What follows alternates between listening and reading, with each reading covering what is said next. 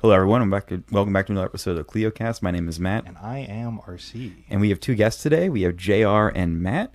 And they are here to fill us in about the misery of Springfield, Missouri. I don't exactly know, but we've been making a lot of episodes that are been kind of like doomer on Kansas City, which is sad. We were against that, but it just kind of happens. And it's a sign of the time. It is a sign of the I would times. say it's like doomer in Kansas City, but like it can be frustrating because it feels like Kansas City's so far behind, especially when it's like compared to other big cities. But it's also kind of good to take a step back and realize it could be a lot worse. Yeah, we criticize it because we love it, and then we criticize what we're going to talk about today because maybe we don't. Yeah. Well, I mean, because I think there are so many good choices that could be made. And, you know, every time that we see Kansas City going into a really good direction, and it's eventually going to have its ups and downs, right, as anything would. But, you know, then it's always good to see perspective of, you know, there are other cities that are also struggling to sometimes make the right kind of choices in terms of how they're planning. It's like when I see people in like New York or like Chicago complaining about their public transit. Like, man, I had to wait like 5 whole minutes for the subway to arrive today, and it's like, okay, but you guys got to put this in perspective. Like, it could be a lot worse. You could wait an hour and a half for a bus. Yeah. in KC. You have actual shade in the seat to sit in. I think the perspective is a very important thing. And that's Before what we we're get here. any further, by the way, I'm Matt, and the other voice is JR. I don't know if we distinguish which voice is which here. Yeah, we so have there gotten- could be some confusion between an RC and a JR and a Matt and a Matt. Yeah, we have gotten that critique before where it's just a couple of white guys talking. It's like, your voices sound way too familiar for you to not just say, hey, it's RC. So thank you for reminding us Yeah, to do no, that. you're good. But from all I know about Springfield is it's home to Bass Pro. They have a Buc-ee's now, and it's the third largest city in Missouri, which isn't saying much because that's like a steep drop down from St. Louis and Kansas City. I've Probably seen a compare docu- between the two, yeah. I've seen a documentary about a guy who works at a nuclear plant there. So I don't think. Are we referring to a certain cartoon here? That I don't think there is a nuclear plant there, but there is a donut named after him. Well, you had a certain theory that Springfield was. Yes, I do. I have if there's a fan theory out there that if there's any Springfield that can claim to be the Springfield, I think it's that. I think it fits the bill the closest. Yeah. Of everything. having never been there, I could say Missouri on a vibes basis probably is pretty close to, Springfield from The Simpsons, if you don't know what we're talking about. Yeah, So, probably. especially the Yeah. Ozarks. In my experience, for people in like Kansas City, their experience that the experience is either that they're from Springfield and they moved from Springfield for the exact same reason that both JR and I have, because we both had spent considerable amounts of time in Springfield. Myself, 10 years, and JR, you grew up there. 24. 24, yes. 24. But like people's experience is either that they're from there and they've moved, or they've driven through there, which holds up because it very much is. If we're flyover country, like Springfield is like a drive-through town. Yeah. It's like you pass through it on the way to somewhere else. And you might not even know that you've been through it. Yeah. Is it on like the way to Branson from here? Yes. Yeah. It Okay, is. then I've definitely driven through it. And funny enough, You've driven through it. You probably just thought that there were just a slightly larger increase in billboards. Yeah, probably. And then eventually you were like, okay, we will get to that. Oh, that's by the way. true. Sorry, that was a teaser. Yeah, I don't want to step on you guys' to, toes because you have kept this a complete under wraps secret from us. I know. I wanted to be the big reveal, but that is something a friend of mine. He actually just recently drove. He drove east into Missouri for the first time through St. Louis to Kansas City, and he said like the amount of billboards that were advertising Springfield was just like like you would think it's like the shining city if you didn't know anything about Missouri. Okay, do Fantastic Caverns advertisements count as advertising Springfield? Apparently, there were more than just the Fantastic Caverns. I can't attest to this personally though, because I don't drive between St. Louis and Kansas City very often. So There's You're a probably smart there's a Smalllands Civil War Yes. cavern and River Bluff Cave Cavern. There's Yeah. its caves are a big thing down there. There's they a are lot of- very cool if you go down and do some like I've done some rappelling down in some, and they are very, very cool. there's a lot of caves there, which is a nice segue into the topic because we're kind of describe the geography of the area first, because it does actually kind of explain why the city is the way that it is. But if you're not familiar with Springfield, you're looking at a map of Missouri. It's kind of the southern, little bit to the west portion of Missouri. If you're familiar with like the Ozark Mountains are really kind of like mountains in Arkansas, and then they taper in the hills as they get into Missouri. and then it kind of flattens out where there's Springfield, and then they kind of turn back in the rolling hills as you go further north. So Springfield developed on essentially like a plateau. It was like the perfect city building topography, which is, I don't want to say perfect, actually. If you're thinking of it from like a city skyline standpoint, like you don't have to worry about basically any hills. It's just all flat. Yeah, it's the flattest area they could find. Before or after like St. Louis and Casey? This was after. So, this is the other thing with it too. So if you're in Missouri, your town was either established from the river or it was established from a railroad. St. Louis and Kansas City are both initially started as river towns. Kansas City was, if I'm not mistaken, was kind of fed in through the railroad. Yeah, they built Springfield. a bridge. Yeah, Springfield was a railroad town. It boomed when the railway came. It existed as like a small little enclave, and then after the Civil War, it had a kind of brief growth period because there was a rail yard that was established there. But it's not ancient by American standards like St. Louis is. No, not by any stretch of the imagination. Yeah, so like a little bit of a timeline on this. So there actually used to be two Springfields because there were two railroads that ran through the town. You had like a North Springfield and then a Springfield proper. I think Springfield proper was the first one, which is why it was called Springfield. But North Springfield actually was more prosperous for a time because it had the railway hub. Right. And I've got my dates that I've written here are all jumbled up. But the Springfield came first. North Springfield came second when the San Francisco St. Louis rail line ran through in, what was that, 1870. And then very shortly after that, the two towns incorporated into one larger town after that.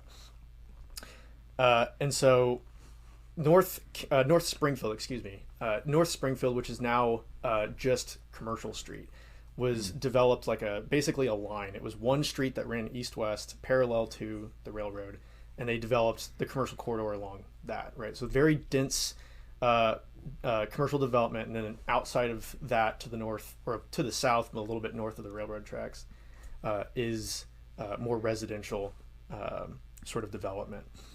And then, they had some pretty good architecture, interesting enough, for their railway hubs. I don't know Almost if you... looks like oddly enough, there were two railway stations for a town of this size. Is kind of remarkable. I mean, there was one on Commercial Street, and then there was one further south nearby in Springfield, just plain Springfield, nearby this, not far from the square. So I mean, you had two railway stations for two towns that were, they were only probably a mile or less than a mile apart. God, can you imagine blowing in 1870 into Springfield and you're trying to get out and you don't know which railway you're going on or what you're buying a ticket just in for? A circle. You've just been going to different Springfield stations for hours. Were they actually connected at the time, though? I don't know if the two railways were connected. So I don't think so. I think they were. You may not have. Yeah. There was a very real possibility that could have happened. Yeah. You bought a ticket, but it was for the North Springfield. Right. And you're waiting to get to South Springfield, but turns out that's a different railway. You just keep going. Next thing you know, you're in Texas. I was going to say, like, you thought you were going to St. Louis and you end up in Memphis. Time to start a whole new personality, I guess.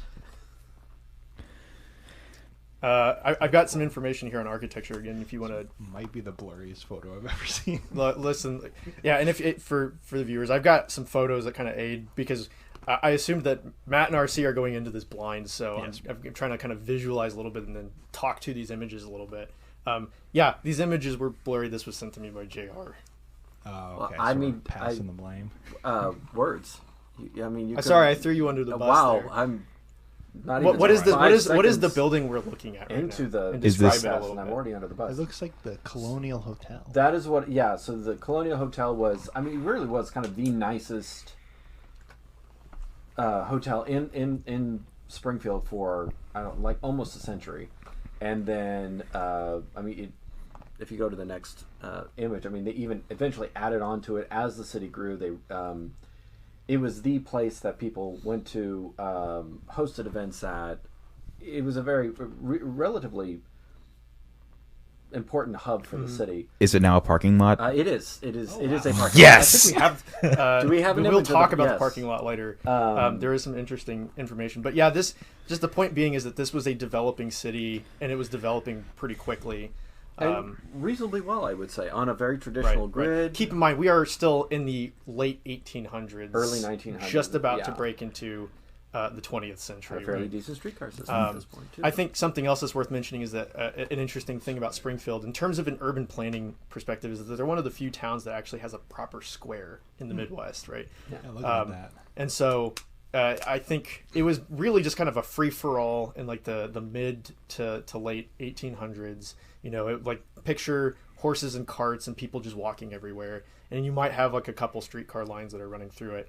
But eventually it developed into effectively a roundabout. And again, this was before roundabouts were really a thing. And that was there so that the streetcars could then circle around the roundabout and then go to the four different directions that would have protruded out from that. So again, remember Springfield's on a grid.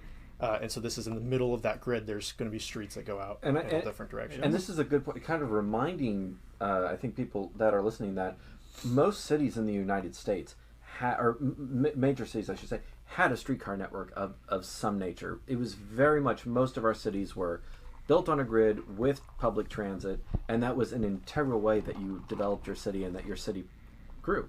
Yeah, if you live in a city of over like 10,000 people, you almost certainly had a streetcar system you can go to the old county museum and look at.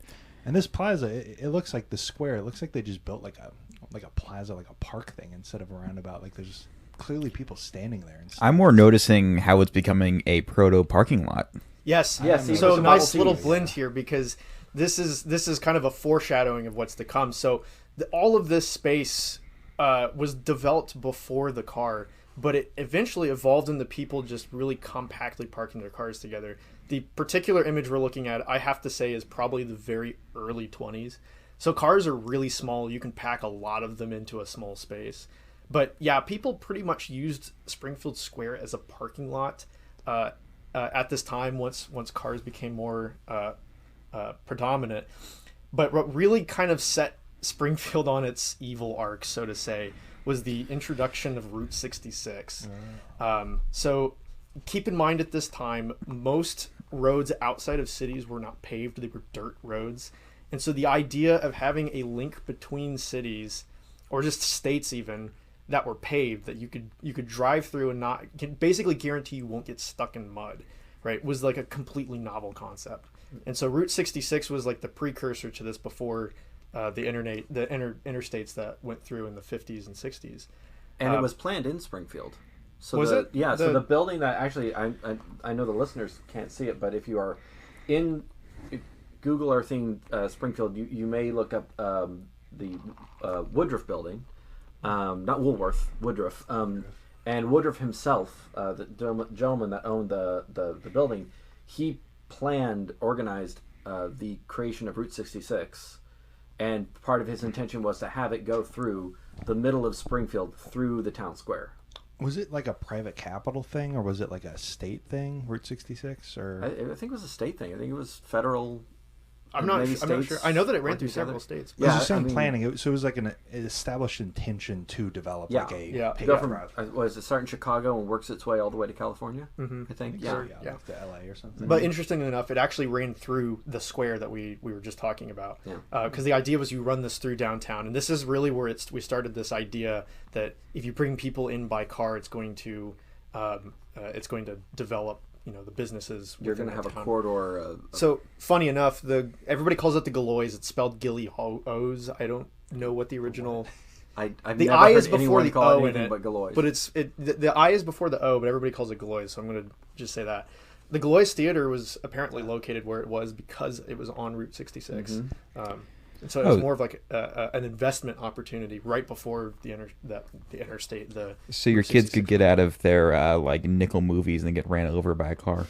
Yes. Or Yes, streetcar. exactly. Don't forget, we still have. Of course, this was right before like cars could really go any faster, I was like gonna say, it's- over 20 Yeah. miles an hour. So like the steamroller scene in Austin Powers, you might like walk out. You're doubting the stupidity and unawareness of children. Wow. I guess. I never doubt that, but so you can really kind of see the how this would drive forward into the highway era, where you kind of Yes. have to drive Yeah. the. Yes, I see where but this is going. this was such like such a success, I guess, for them that this really kind of set the tone for how they were going to develop moving forward.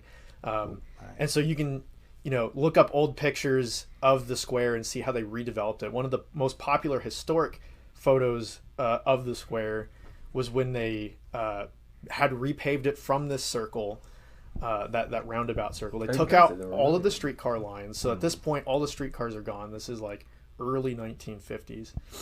And they essentially turned the entire thing into a parking lot that has a cross section of roads between it. Funny enough, you now, at this point in time, when 1940s, 1950s, you can park less cars on there than you could in the 20s because the cars had already gotten so big at this point. So it's now just a big X intersection with kind of like a baseball diamond sized or shaped parking lots with have like an L cars. Yep. And so this was, I mean, again, like, even though they turned it essentially into a parking lot, there weren't very many parking spaces within it. Like each little grid, there's like 4 little grids of parking in this. Let's say there's like 10 spaces per little grid, so that's like a total of 20 spaces, which is not that much, especially considering how many people are coming in the downtown. And that is devoid of any trees, devoid of any, really seems to be devoid of anything that would make a walk from your car to your shopping comfortable at all. Well, it was colder back then.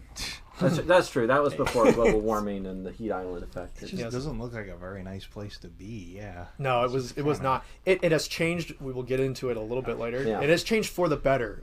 One of the I can also imagine before that was changed.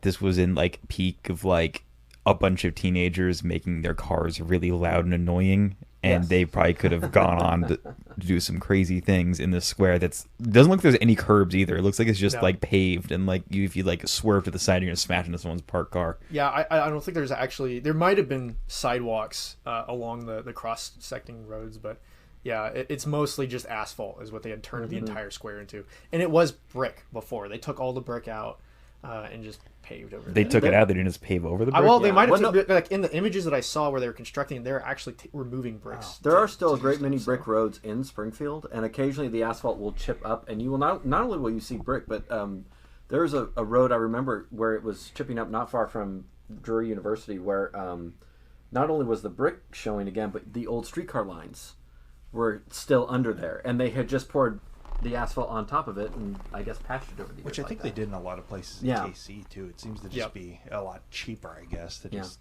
pour cement over. Well, this was an era where like you kept stacking concrete. I think eventually we realized like you can't keep stacking concrete every time you resurface. Like eventually you will not have curbs anymore. You'll have negative curbs.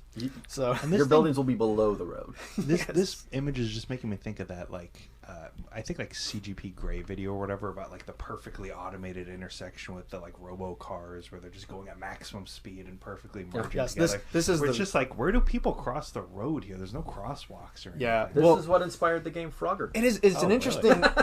It's an interesting precursor because there's like a complete disregard for pedestrian infrastructure moving forward, like almost immediately after World War II, and then not even until just recently was it part of the conversation. Walking, what are you, a communist?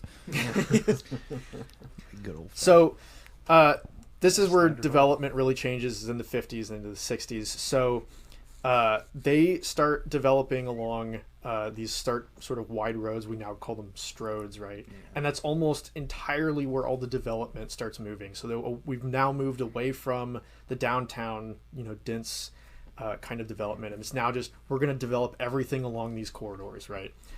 And so if you kind of compare this to like how Kansas City developed, right?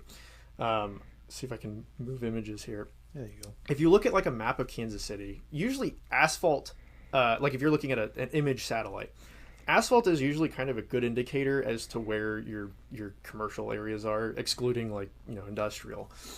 And so like your biggest patches of asphalt are usually going to be around the downtown, right? But you'll see these little strips of asphalt that kind of radiate out from the downtown, and those are like, in Kansas City's case, those are like the streetcar corridors, right? Yeah.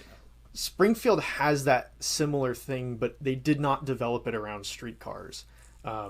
So again, if you look at like what it looks like in Kansas City, you go to one of those streets, all the buildings are really close together. They were designed so that you would get off of a streetcar and then walk to a business, and then maybe even from there walk to your house that's like 2, 3, 4 blocks away, right? Even though we removed the streetcar from that, it still functions as a streetcar or as a transit-oriented corridor, right? Yeah. So you can put the transit back and it still functions the way that it was designed. And that's one of the redeeming things about Kansas City, that even though the transit is currently lacking, the bones and the structure in the city is still there so that it can function as a transit city once again, right? Yeah. Excluding all of the development that it radiated out from that. But the bones are so ingrained in the Kansas City that it is redeemable, essentially. And that's what they're working on right now with the Main Street extension. Like the parking lots are still the same like size. You can still put a building there. Right. Parking lots aren't permanent. Like buildings, this is the thing to remember, is like buildings aren't permanent fixtures, but typically streets are. But it helps when the buildings are all of the buildings within a certain area are predominantly transit oriented, because it makes it easier to develop upon that. It's got a lot more ability to adapt to changing circumstances, right? Because those smaller buildings on smaller lots that are closer to one another, they can be infilled pretty quickly with a new building or a new resident. A huge parking lot or a shopping mall that has, that relies on the big box stores. If one of those big box stores goes, then the mall itself starts to struggle. Yeah. The Great Mall in Olathe or whatever. Just killed that whole area. How many abandoned strip malls have you seen in your entire life? Like there's a ton in Springfield alone, or in just in general. Like, and this is also to the listeners as well. Think about any abandoned strip mall that had like a very large store in it that doesn't exist anymore. What's in there now? Like, if anything, like a barber shop, a Subway, and like a massage parlor. There is an and interesting. a DMV. Don't forget a DMV. There's an interesting location in Branson where it was essentially a strip mall that went around a parking lot. So it's like, oh, you're enclosed in this European city, which is what the architecture is kind of. But because it's so vacant now, someone's going through and turning all the places into, or all the little shops into escape rooms. So, I mean, it works out for them, but that's more of like a rarity than it is the norm.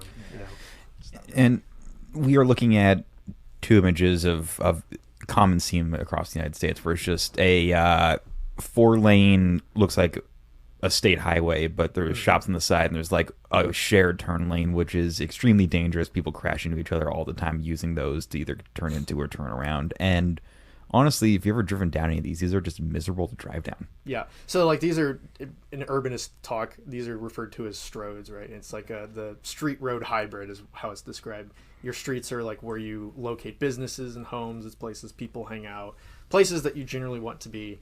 And roads are like a way to facilitate vehicles from one place to another, right? But what a stroad is the combination of those two, where you try to bake a thoroughfare into a place, and what it ends up being is neither a thoroughfare nor a place. Which, if you ever watch the, I think it's the Not Just Bikes video explanation of stroads, he literally uses Overland Park in the KC metro area as the example. Don't worry, he uses Kansas City too. Oh yeah, he's got plenty of shots of that. Oh right. But yeah, what we're getting at is that this is how Springfield developed thereafter, because the whole car deal has worked so well for them. They're just going to develop similar to how streetcar corridors developed, except we're going to do auto-oriented development, right? So again, like you mentioned, the 5 lanes with the center turning lane, but then that's offset by usually like a clear zone, which is where, if a car is going to run off the road, it's going to basically not hit anything while it comes to a stop in the grass. You also use these as drainage ditches and other things. And then all of the buildings are offset by these parking lots. And all the buildings, of course, are like 1 to maybe 2 stories tall. So it just, the entire space feels very spread out. It's sprawled out. Which, right. Springfield used to end, before the 50s, it ended at what is now National Road, I believe it was. And I think like Sunshine and Battlefield existed, but they were very minute in terms of their purpose.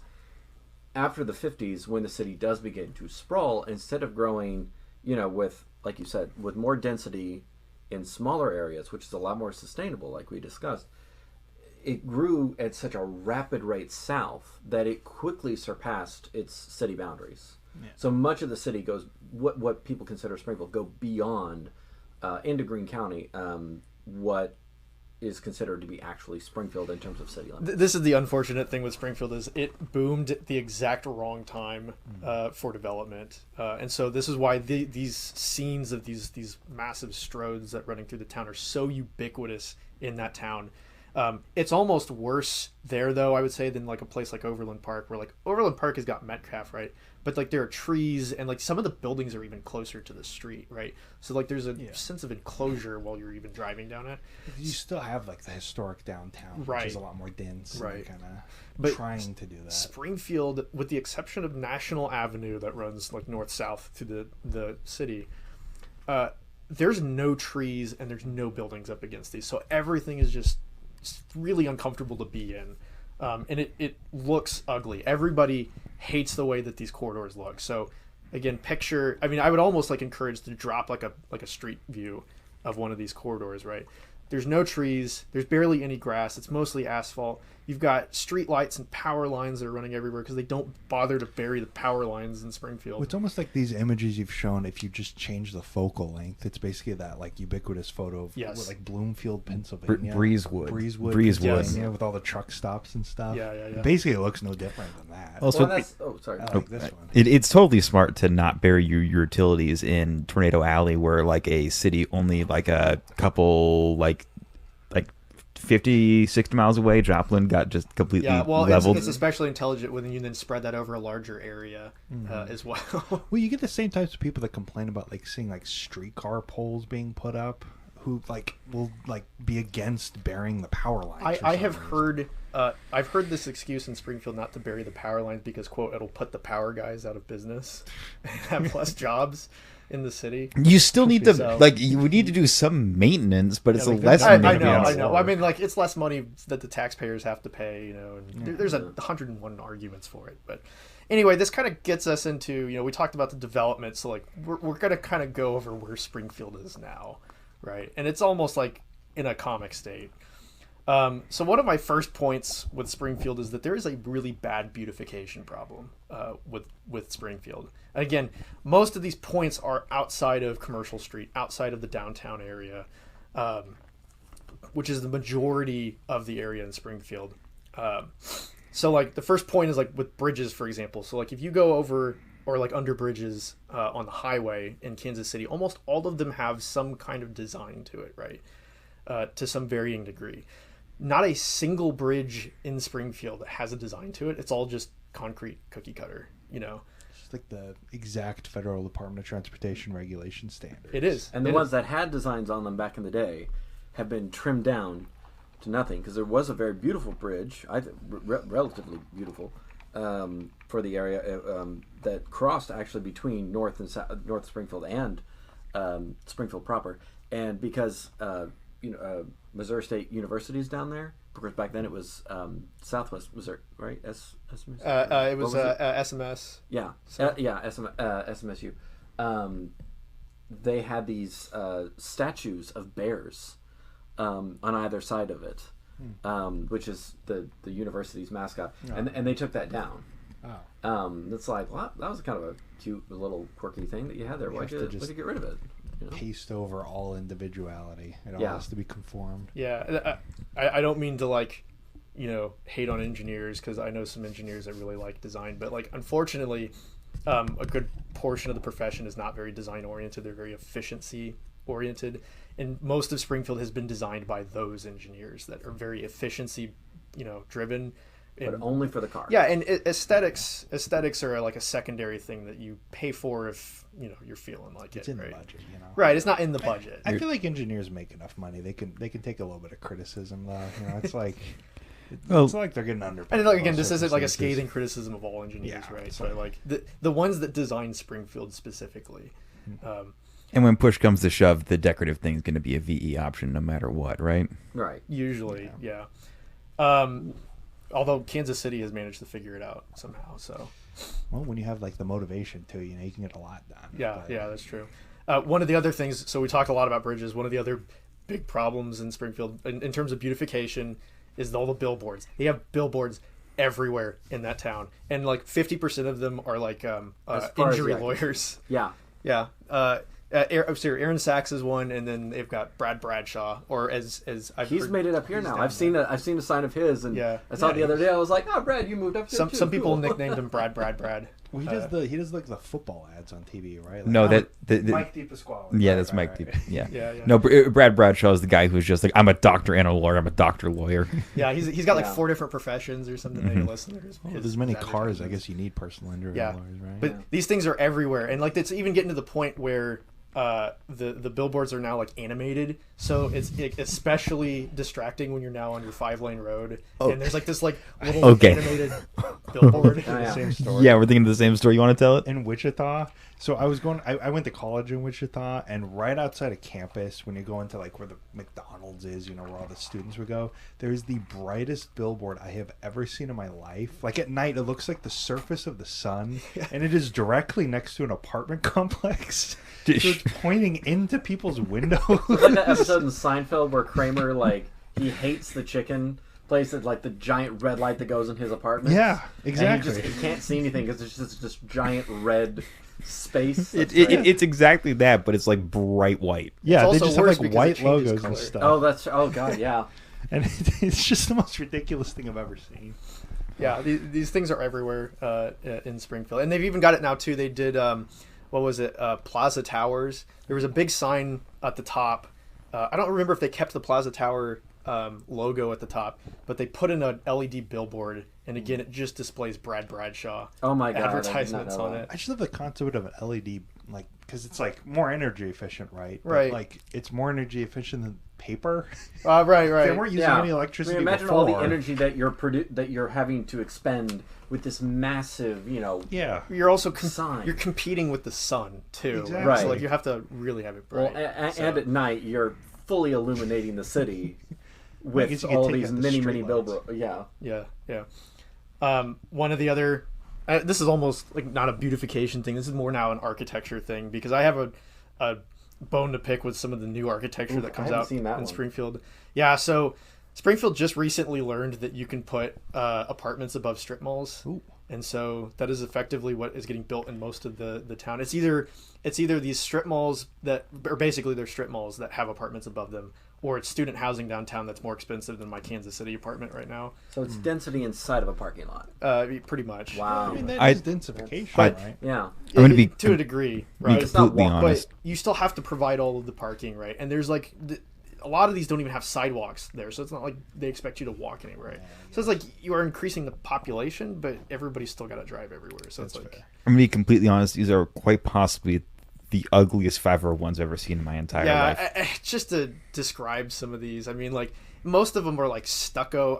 It's either stucco or ephes that they're using, but there's like 6 or 7 different colors on the building, and like none of the colors actually relate to one another. Although the common color that seems to be used through all of them is like this pale orange.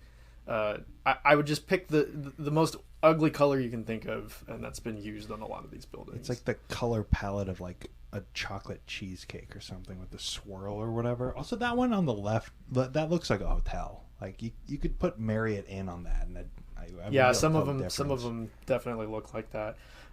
But this also kind of feeds into another thing that, like, if you think of like the architectural style of Kansas City has like several architectural like styles or typologies, right? So you got like your industrial brick buildings, right? You know, and they've got like the concrete floors, and on the sides of the building you can even see the floors through the building. Like Or the- you've got the like, West Bottoms. huh? Is the West Bottoms? Especially West I Bottoms, like Crossroads. You've got like these really well ornamented buildings in like the downtown loop. You've got like craftsman homes all through Midtown, right? And then like there's the more prairie, or not the prairie, the what are they called? The almost like whimsical looking buildings in Oh, Waldo. the Googie? Is that what they're called? No, it's like the name's Tudor? escaping me. Tudor, yes, yeah, Oh, more like okay. Tudor houses. There's a lot of different like common architectural themes in Kansas City, right? And so it kind of like contributes passively to like how you think about the city when you don't have like a picture displayed in front of you, right? It gives you a nice palette of the city. Springfield does not have that. They don't have a common architectural language. And so again, I'm displaying an image. I'm going to talk to this image a little bit, but this is a good like representation of what like architecture looks like throughout the city. So in the image, you have like sort of a building in the foreground, the midground, and the background, right? This is again on one of the mini stroads in Springfield. You have in the foreground a very typical strip mall. You know, it's got like kind of fake brick on it, fake stone, and then a little bit of stucco on it. But then just beyond that is like a fake discount plaza architecture with like red roofs and like the Spanish kind of architecture. Also a strip mall in and of itself. And then an all stucco residential looking hotel in the background just beyond that. None of these architectural styles blend well together. And again, this is very common throughout the entire city. And there is something to be said for an eclectic feel of a city, of having different styles that are meshed together, but it's the quality of how you're doing that makes all the difference. So you have the plaza here, you see the Art Deco downtown, and that's not to say that Springfield does not have any historic architecture whatsoever. The downtown area, what was not torn down and made into parking lots, has really beautiful old buildings that could be great models of precedent to look at if they would take a look at them. But they just don't. And one thing I have noticed, I'm not sure how many listeners have been to southern Missouri, but I'm seeing like 7 or 8 trees and none of them are around the concrete. And imagine a southern Missouri summer on a blacktop walking to your, I don't know, Fuddruckers or whatever. It's not going to be fun, and that's why cars have remote start, where you can like crank the AC in your kid killer SUV, and you can do whatever. It does unbearably hot on a sidewalk in a great portion of Springfield when you are in the summer, and you're trying to, even if you're just walking to your car. I'm very pale. I've gotten a sunburn walking from my car to the front door of a building. And just to bring up stuff off Twitter like we usually do, did you guys see the traffic engineer talking about the concept of deadly fixed objects? No, I've not. Okay, because it was basically somebody suggesting in like, I guess, intersections, you could put like an object in the middle to make people have to slow down, kind of like a roundabout. Like Paseo and Linwood. Yeah, just the, like the oldest stoplight in Kansas City, which keeps on getting hit. So it's it's like a ship of Theseus, where it's not the oldest stoplight anymore because it's been repaired so many times. The stoplight itself, it's the real ship of Theseus is like the concrete barrier around it, right? It's like, which is kind of like a faux roundabout thing to just make people slow down in general. And it's basically a traffic engineer who I'm not going to name came in and was like, no, you can't have those because if an errant driver runs into them, it might be deadly to the driver, right? And so I'm just seeing this, and I'm seeing no trees along the sidewalk, and I'm thinking what he said, and it's like they're just trying to not have any quote-unquote deadly fixed objects. So there's not a tree for someone to run into when they're driving 70 miles an hour. That's exactly. No, but there's trees there. There's a curb which is going to launch you into the air, and there's a steel street light and multiple stick. I'm gonna ruin how you perceive a lot of like crosswalks, because a lot of these like the street lights, although these power lines though are interestingly wood, they're not designed to break away. But like a lot of like the street lights or the stop lights where they have the pedestrian beg button, right, so you can cross. If you look, there's like 4 little nuts, I guess you can call it, like nuts and bolts, right, that kind of elevate the actual fixture off of the street. That is designed to break away when a car hits it. But if you think about it, if you're the pedestrian who's sitting there waiting at the corner, the traffic engineer has effectively said, you're the one who's going to die here, not the one who's theoretically making. Don't let the car be right? damaged. Right. The person that was walking in the unbearable sun is going to get knocked over by a pole that's going to land on their head. Plus, a city maintenance guy can just put it right back up again, and you don't need to like buy a new pole. You just kind of power wash the blood off of the. Why worry about human life when we can have cheaper materials? You hear that, listeners? Your life is less expensive than a pole. I mean, honestly, they'd have to get a front fender too. That's true. That could body be work. Yeah, that's true. The body work is pretty big. That's fair. You get a crack in the frame, depending on how much you weigh. Never mind if you have a bike. If you have a bike, don't even try. As I say, all these corridors, they've removed them of every obstacle possible. Right, the sidewalk is the clear zone for the car to slow. Everyone in Springfield feels the need for speed. Yes. Speaking back on architecture, again, if you're listening in, I would highly recommend a Google Street View of the kitchen in Springfield. One of my favorite buildings, because I know vaguely of the story of how this building came to be, or at least the design of it. It's like a box building that's got a single slope roof on it, and there's like rectangular windows that seem to be like alternating between like 90-degree rotation and then being straight up and down. Supposedly the story is with this one, the firm had switched from AutoCAD to Revit, which are both architecture programs, but Revit is more of a 3D based, and AutoCAD is more like line work, 2D. They had switched from AutoCAD to Revit, but didn't know how to change the window sizes, so they just rotated them in the program. Hell yeah. So This looks like something I'd make in The Sims. Also, why does the siding look like the siding that you put on like a house or an apartment complex? the siding is so that siding is identical to the hatch pattern in AutoCAD. So my theory is that they literally put that in the documents, the construction documents, and then just chose a product that looked exactly like the AutoCAD default hatch pattern. So there's a timeline where this thing's just made out of renderite. Yeah, pretty much. It is uncanny though how close that pattern of that on the exterior does match. Yeah. The auto. JR, this is your time to shine. this is because we my get to favorite talk about building. Is this most the Teen important Titans man. building? So I was gonna this say it looks like the Teen Titans. so that is a common nickname for it there. It is commonly called the Teen Titan Tower. Growing up, I also heard Darth Vader Tower. And for those of you who enjoy classic sci-fi, the Monolith. Yes. So just a little bit of context. The tallest building in Springfield is like this all black metal and glass building that sits just adjacent to downtown, but is completely surrounded in a sea of parking. Yes. It's parking across, parking near. There is a parking building next to it. So this tower is honestly one of the reasons why I think that Springfield, Missouri is the best contender for the Springfield, because the individual who built it decided that architecturally, if you're looking at it, you can kind of see this suggestion of an H, and on the other side a suggestion of a T, and that is because it is named Hammond's Tower. After John Hammond, the richest guy in the 80s to live in Springfield. Well, I mean, the part of the growth of Springfield too is just him developing. Is he the Bass Pro guy?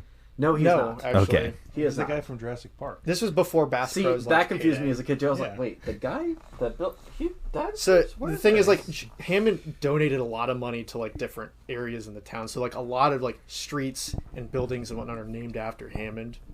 Oh, there's so many buildings named after him. Yes. So many buildings. Yeah. Of course, though, he had to have the tallest building in the city, and again, you would know more about the zoning or something, but apparently There is something you're of not an allowed to ordinance. build There was. a taller building than this. Yeah, in Springfield. I was told the Washington Monument? Basically, Yeah, like this is that. like the Washington. This is the Monument. Hammond's monument, I was told that by someone that there is an ordinance or something that says you cannot build taller than his building for a certain radius around it. Oh, to be a rich guy who got money through some weird means. Excellent. Like Yes. to be a propane Yes. magnate. Yeah. It's like that would be great, man. Just dump it. Like that tower in Oklahoma City that they're building, the tallest tower in the world, that's going to actually happen, I think. That's been my dream for years. If I woke up tomorrow and I was Jeff Bezos, I would put one of those in like Dodge City. The middle of nowhere. And also you can see back there is a baseball stadium.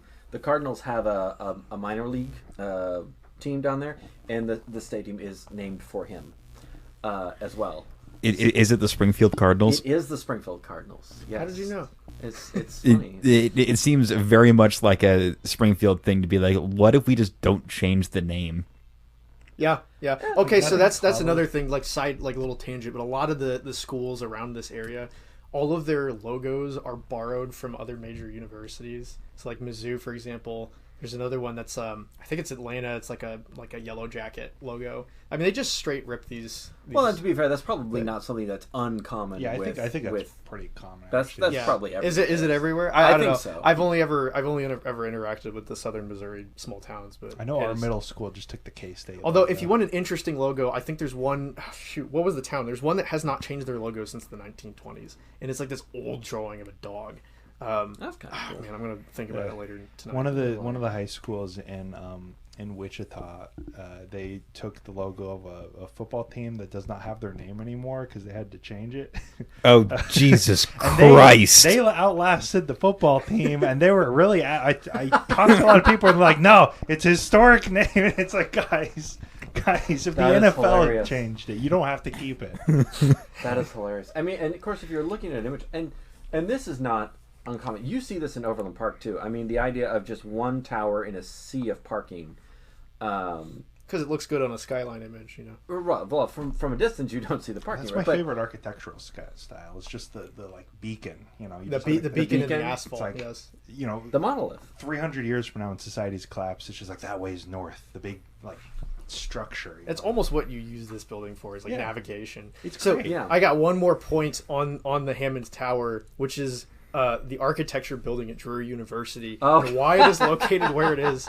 Because again, I'm going largely off of what you've told me, JR, with this building. And that is admittedly what others have told me. They listeners. were originally going to locate the architecture building in the late 80s, more central to the campus in Drury University, because it was closer to like music hall, closer Right to the food next to hall, the closer food, to too. everything, right? You make your university more walkable, right? That's what you want. makes sense. But because Hammond was donating a large chunk of money, if not entirely, to this building, he got a large say in how the building was designed, who designed it, and where it was located. And he didn't like it being centrally located because there'd be like too many trees blocking it, it'd be too far away from his tower. You So he couldn't had them see it from his locate office. it once next to one of these mini Strodes in Springfield, You know, yeah, so for- that he can see it from his office. Not for only a a guy that's not even going to be attending the school, it's just like I want to be able to see it. Does it look as insane as this skyscraper? I mean, no, No. but it is. We do nickname it the Green Hot Dog. I don't think I have Which an image you- of you it, would- but I mean, it's a this cylindrical thing with two rounded ends that have a green roof and two concrete rectangles on either side. So when you're looking at it, looks like a very, don't eat that hot and dog. you know. unsurprisingly, it's named Hammond School of Architecture. So. Yeah. This that is stuff. Very fun. another point for you, JR. Oh, up here. this is my favorite part that is yet to be. Actually, I don't. So again- maybe this is dated. I don't know, but Some more absurd development in Springfield, or So- lack thereof. there was at a time What- near downtown a quarry. I was gonna say we're on National and Chestnut Expressway. No, Or no, what is that? Chestnut's further. Which actually, that's another. Just to go back to the Hammond School of Architecture a bit, Uh-huh. is that the tower was, or not the tower, the school was built basically at the edge of campus, and they kind of wanted to grow campus, but they grew it as far as possible with that building, and they put it at the corner of what is Drury Lane, and Which is the central road that runs through central Drury. road that goes, Ends with a fountain in the and the what is building. And the called Muffin Chestnut Expressway. We'll get to Oh, that we'll actually. get back to that later. Yeah, Okay, we'll get that's to that, kind of an actually. important. The name Expressway is concerning. Yeah, there's a whole history with that. There's We'll So this rather yeah, it's on folly. National, and what is the other road that it's at? on? Is that Cherry? That might be Cherry. It might be Cherry. It's like right next to the Or baseball Walnut. stadium. Yeah, Is that the AAA baseball stadium, or is that the college baseball stadium? I think it's that's triple. It's not at college. Okay, so- so Yeah, it it's is not the minor league yeah. affiliate. Okay. Yes. Yeah. So this park, for as far back as I can remember going downtown, Parking quotes. has had it's a dog park now, but it has had a sign on the fence for as far back as I can remember growing up that says "The Commons coming soon," since maybe 2007. At this point, so almost 2 decades. We're approaching 2 decades, and the reason why the rest of the park has not been finished. If you're looking at it on Google Earth, you can see the beginning of a circle, and the rendering that's on there completes the circle. But the rest of the lot has been not used. It's still just the Commons coming soon. I was kind of describe the history of this. So this used to be a quarry back in the day, like it's just a limestone quarry. And then when Hammond and other people in the area and other developers were tearing down the old buildings to make way for motels, strip malls, and parking lots, they just dumped the bits and pieces, the old wood, the old brick, down into this quarry, and sometimes they would have the buildings cave in on themselves. And what that did was, when they buried it, they didn't realize it created a methane bubble. Hell yeah. So it's, I mean, it's not going to blow up at any moment, but basically, on the occasion, if you're walking down there, you'll see this little, where there's an electric spark going, and you'll see this little flame burst up, and that is the methane gas being slowly released from this pit before it can be turned into the commons. So when the methane is gone, then the commons will come. It's coming soon, though. It's coming soon. It's coming soon. So it really is the tragedy of the commons, huh? It is really is the common tragedy. I actually like that as a better name, the tragedy of the The, commons. the tragedy of the commons, which is just, it's my favorite story that anyone ever told See, me. plenty of cities just have a pit where it's just like a hole in like a random location. Yeah, like I went to Seattle recently, and they have a pit in their downtown where it's just like a skyscraper sized hole that goes down like 3 or 4 stories that's just sitting there filling with garbage and water.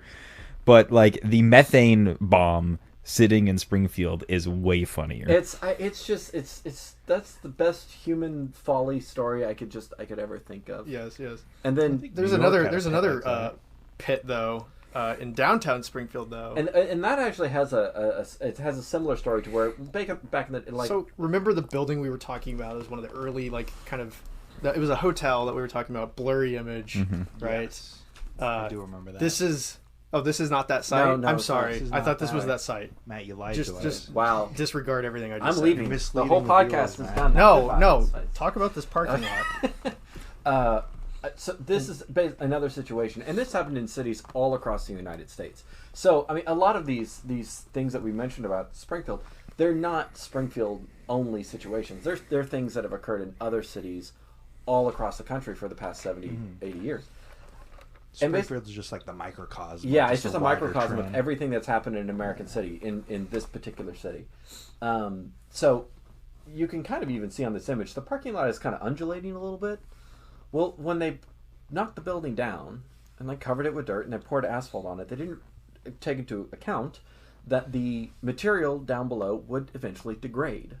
So basically, this old building that is still caving in on itself, the bits and pieces of it, because the wood beams, whatnot, they're decomposing, it is bringing the parking lot down with it. So the parking lot for years would just have these big, huge dips in it, and they would be like parking spot size. So you could just imagine that you've got a big truck, and as trucks and vehicles are getting bigger and bigger, someone just puts their 3 or 4 SUVs there, and it just brings it down a couple inches again. It's just, The Springfield sinkhole. yeah, kind of that. Basically, yeah, It that really situation. it really does not help that vehicles are getting heavier. Again, The it Cybertruck adds to the solves whole this. like this is the Springfield. Yeah. We will put a So 7,000. we're talking about development. We're talking about the lack of development.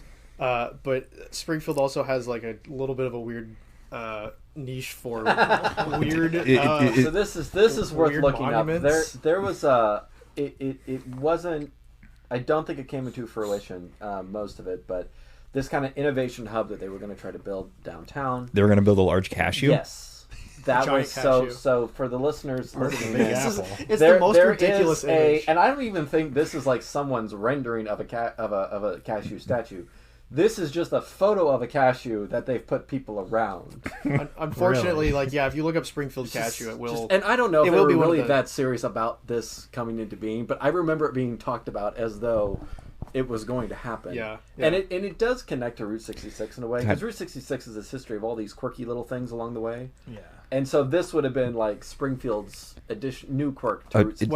well, Imagine living in a place where there's nothing else to talk about other than the city's plan to build a gigantic cashew statue in like 2012. Hey, they got a Buc-ee's now. That's the big topic there. I was gonna say that's the big one. That's the big thing is like any new like big chain coming into towns. First, it was like Costco, or at least when I was there, it was a Costco, and then it was the Whataburger, and now it was the Buc-ee's, and the hype immediately dies after they come into town. Okay. But I'm just like reading the article. Is it about cashew chicken? Yes. Okay. So that is okay. So this is a moment where I'm going to give Springfield credit for creating something great.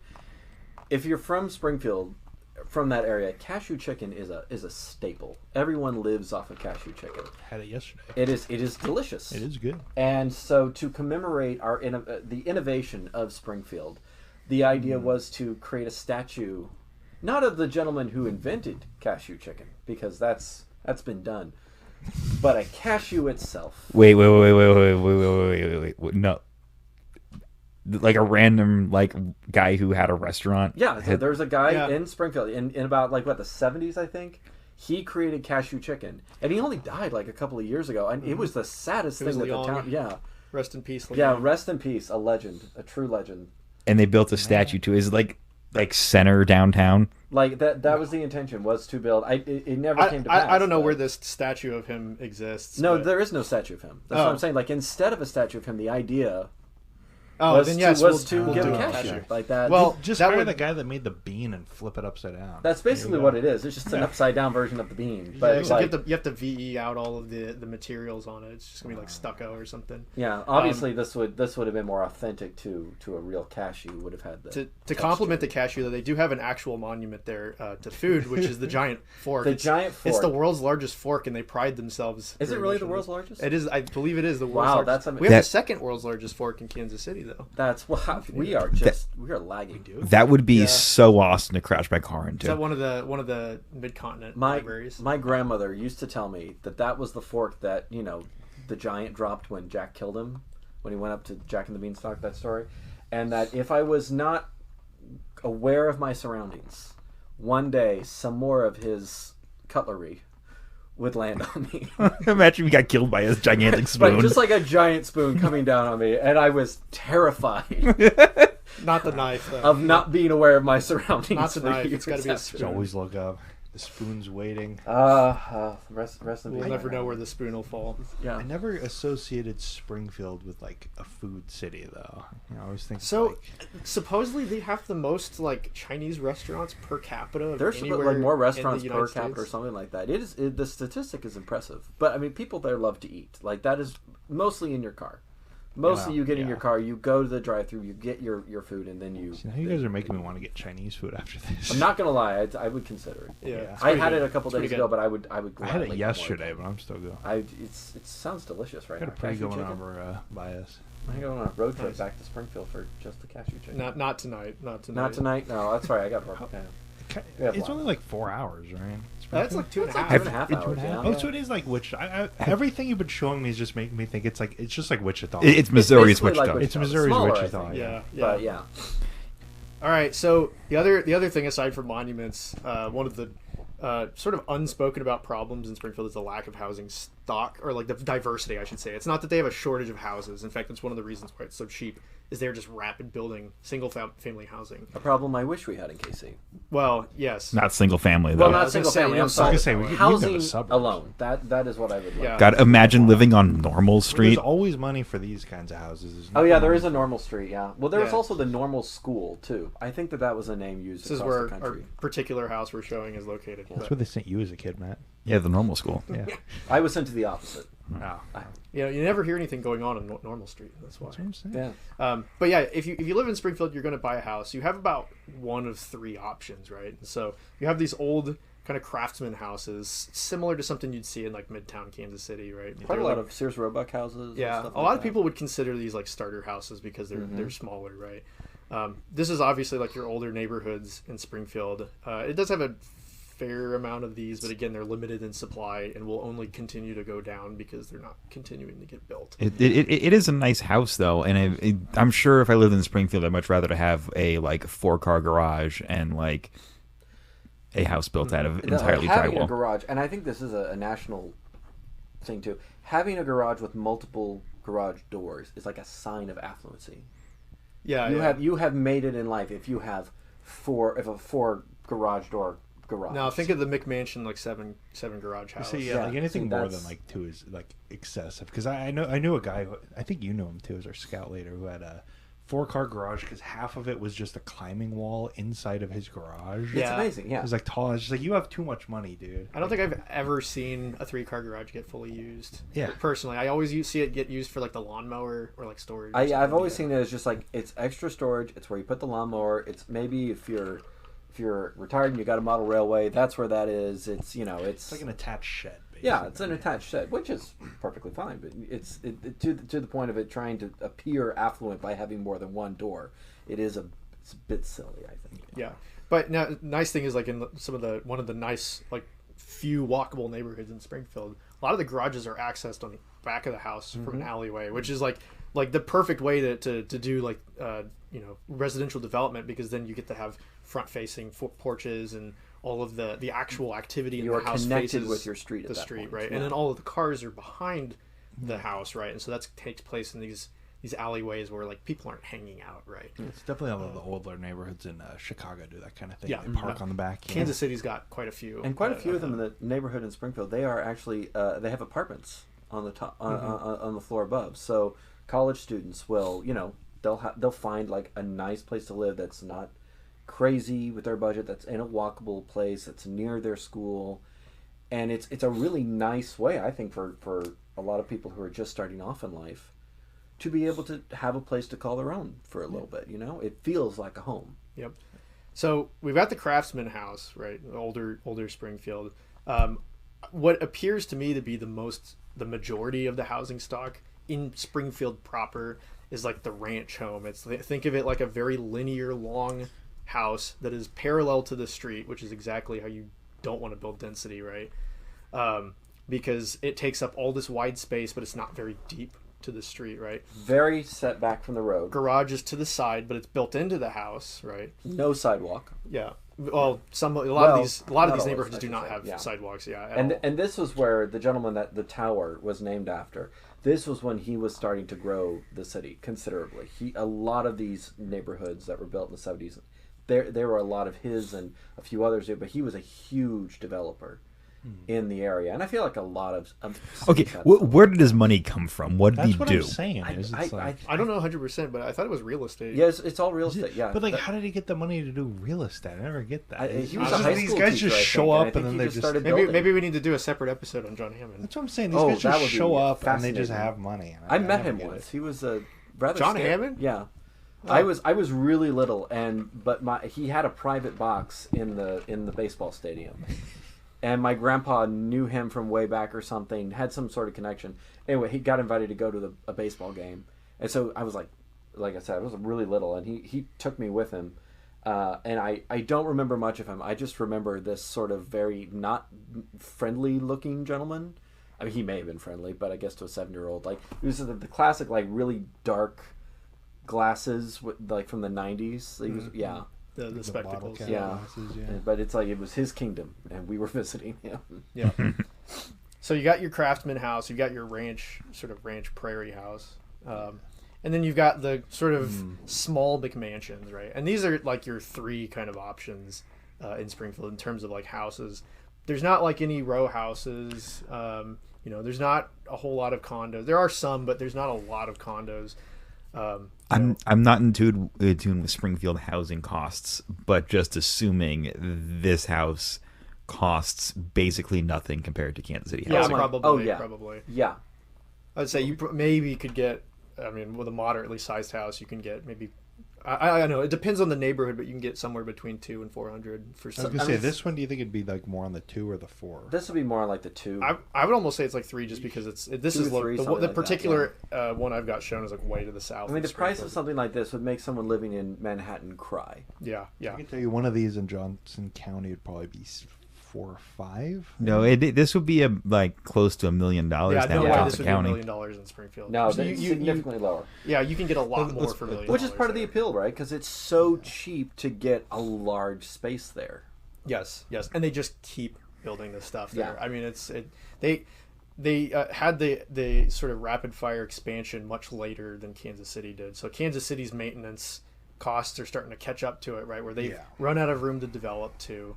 Overland Park, a lot of the suburbs here are now landlocked by other suburbs. Prairie Village. We did a whole episode on Prairie Yeah, Village. yeah. how they're- So like the infrastructure costs have not caught up to Springfield quite yet. Which they've got the whole.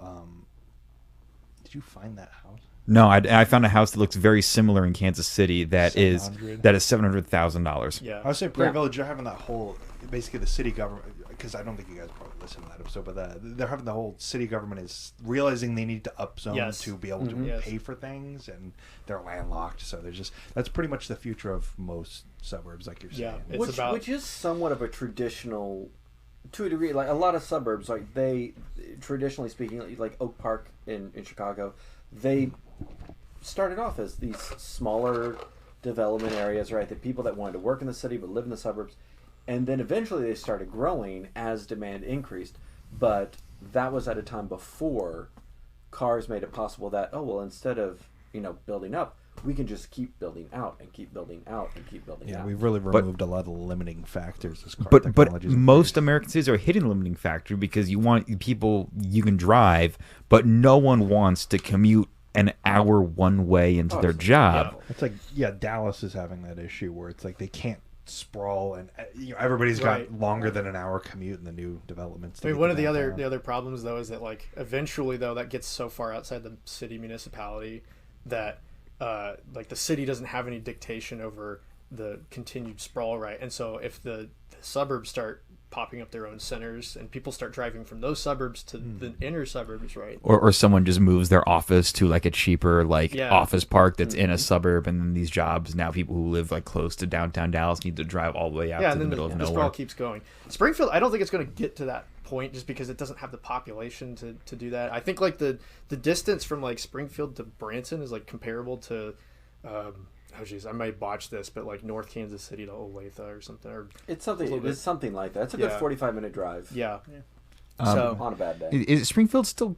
Are they growing? They are like one of the fastest growing areas. Yeah, they are. So, but the city itself is not growing. So the borders have not moved of the city probably since maybe the 60s, 70s. Yeah, we'll get a little bit into the borders. It is like over 100,000 people though. Yeah, right? well, Yes. so the city, I think itself, if I remember correctly, was like 120. But like the greater metro area of getting Springfield closer to three, close I to thought. close to 200. Oh, I thought it was even more than that. Yeah, the greater area of Springfield is like close in population to Overland Park. Okay, so Wichita is still large. Yeah. So we'll move on to transit in Springfield. So they have very old buses. The buses aren't very great. A lot of them run on like hourly services. Not that different from like Kansas City. Is that 8.5 by 11 sign a bus stop? Yes. Yeah. So there's a In a lot of ditch. there's a lot of these what we call like stick in the mud bus stops where they didn't do anything aside from put a sign up. And in most cases, they didn't even make its own pole. It just goes on a light post. It's all too familiar here. Yeah, No- but there's no shelter. There's no sidewalks, and there's usually a drainage ditch you have to cross to get to where you're actually going. Which I think in the particular case we showed is Target, right? So you either have to go half a mile down in either direction to get to a crossing, to where there's actually sidewalks, or you just cross through the ditch where they've got like large aggregate gravel for water to run. Hey, Matt, we just can't figure out why people aren't riding the bus. Like our ridership numbers keep tanking. We're gonna have to cut funding again. I don't know. Yeah. Or we might cut it to like a 2-hour service. And they Yeah, went to like- they did go to actually try to build a decent transit hub in the downtown area, which comparable to the one that we built that's here in KC in the East Village, is much nicer. But that was an effort where they thought that more people might ride the bus if the bus depot was nicer. but only the depot. It did not increase Yeah. the numbers I- significantly. I will give Kansas City credit. At one point, most of the bus stops did have bus shelters, most of which have been removed, but we did do that at one point. At one point, we decided to treat people civilly who were waiting for the bus instead of saying it like, "Oh, you outside people, why are you standing outside waiting for a bus?" Yeah, a lot of it. I mean, like some people will argue that like bus shelters don't do that much. Like they do provide you shade, and I think the other sort of underrated factor is they prevent splash from cars getting onto you while you're waiting for the bus. Just straight up like, my college campus had a lot of like actual shelters, and when it's pouring rain and you have a backpack on, you tell me that a bus shelter doesn't do anything. Yeah. 'Cause- Or But- try to go go get your groceries, or go you've bought a book or something, or you have a book with you. Just imagine that situation. Or stand at the very, very popular Kansas City streetcar stop where people will tend to start congregating under the little roof shelter they put on all of them. Yes. Yeah. Yeah, I can attest because I'm one of those people. yeah. Now, you do have to give Springfield credit because they do provide benches for people. And it's kind of funny to read some of the advertisements They on are them very funny. because the advertisements are like comically like, you're a poor person, we're going to give you poor person advertisements, right? So like there's one image we've got that shows like here's like where you can apply for applications for jobs, right? Or like another one's like donate plasma today, And there is a very It's- class-oriented view of buses where the idea is why would you do anything but drive Right. Well, like that's the idea. if you There's- don't have the money for a car? There are some cities that will outright state on their websites that like the reason they think that people are riding less is because people are the average income is going up and they're getting cars so that we can cut services because more people have cars now. Yeah, that's Springfield has yeah. been one of those places. I think they're trying to change that mentality a little bit, but it has been. Yeah, buses just always, and transit in general, just always being viewed in our area as a last resort. It's like, well, if you got no other options, you may take the bus instead of another option. Yeah, it should, the ability to choose how you travel is a much bigger impact than, if I choose to drive, that is my ability to do that. If I want to take the bus, because perhaps I don't want to drive. Some people do not want to drive. But they are forced to drive. Yes. Actually, kids not learning how to drive is actually on the rise. I'm not sure if you guys have seen that, but I saw that. There's plenty of like people who are hitting driver's license age who have no interest in learning, but eventually these people are going to become like working adults, and you need to probably get a system involved for people who probably aren't going to learn how to drive to be able to get to their job. Or you're going to end up in a situation where there's a bunch of people just kind of like bumming around because they can't get to the job because your job is literally only connected by a highway and they don't know how to drive. Yeah. So kind of like getting into the walkability of Springfield. I have a specific example I want to talk about that kind of it summarizes the walking experience in Springfield. So in the architecture building where JR and I had studied, again, remember we mentioned that this is on one of those 5-lane stroads. And across the street, or across the stroad, is a really great, very cheap little Chinese restaurant. I mean, like, so the food was great. Lived off of that place. The food was great. It was cheap, which is perfect for college students. It used to be a but steakhouse. You have to take your life into your own hands to cross. And that is the trade-off for cheap and good food, right?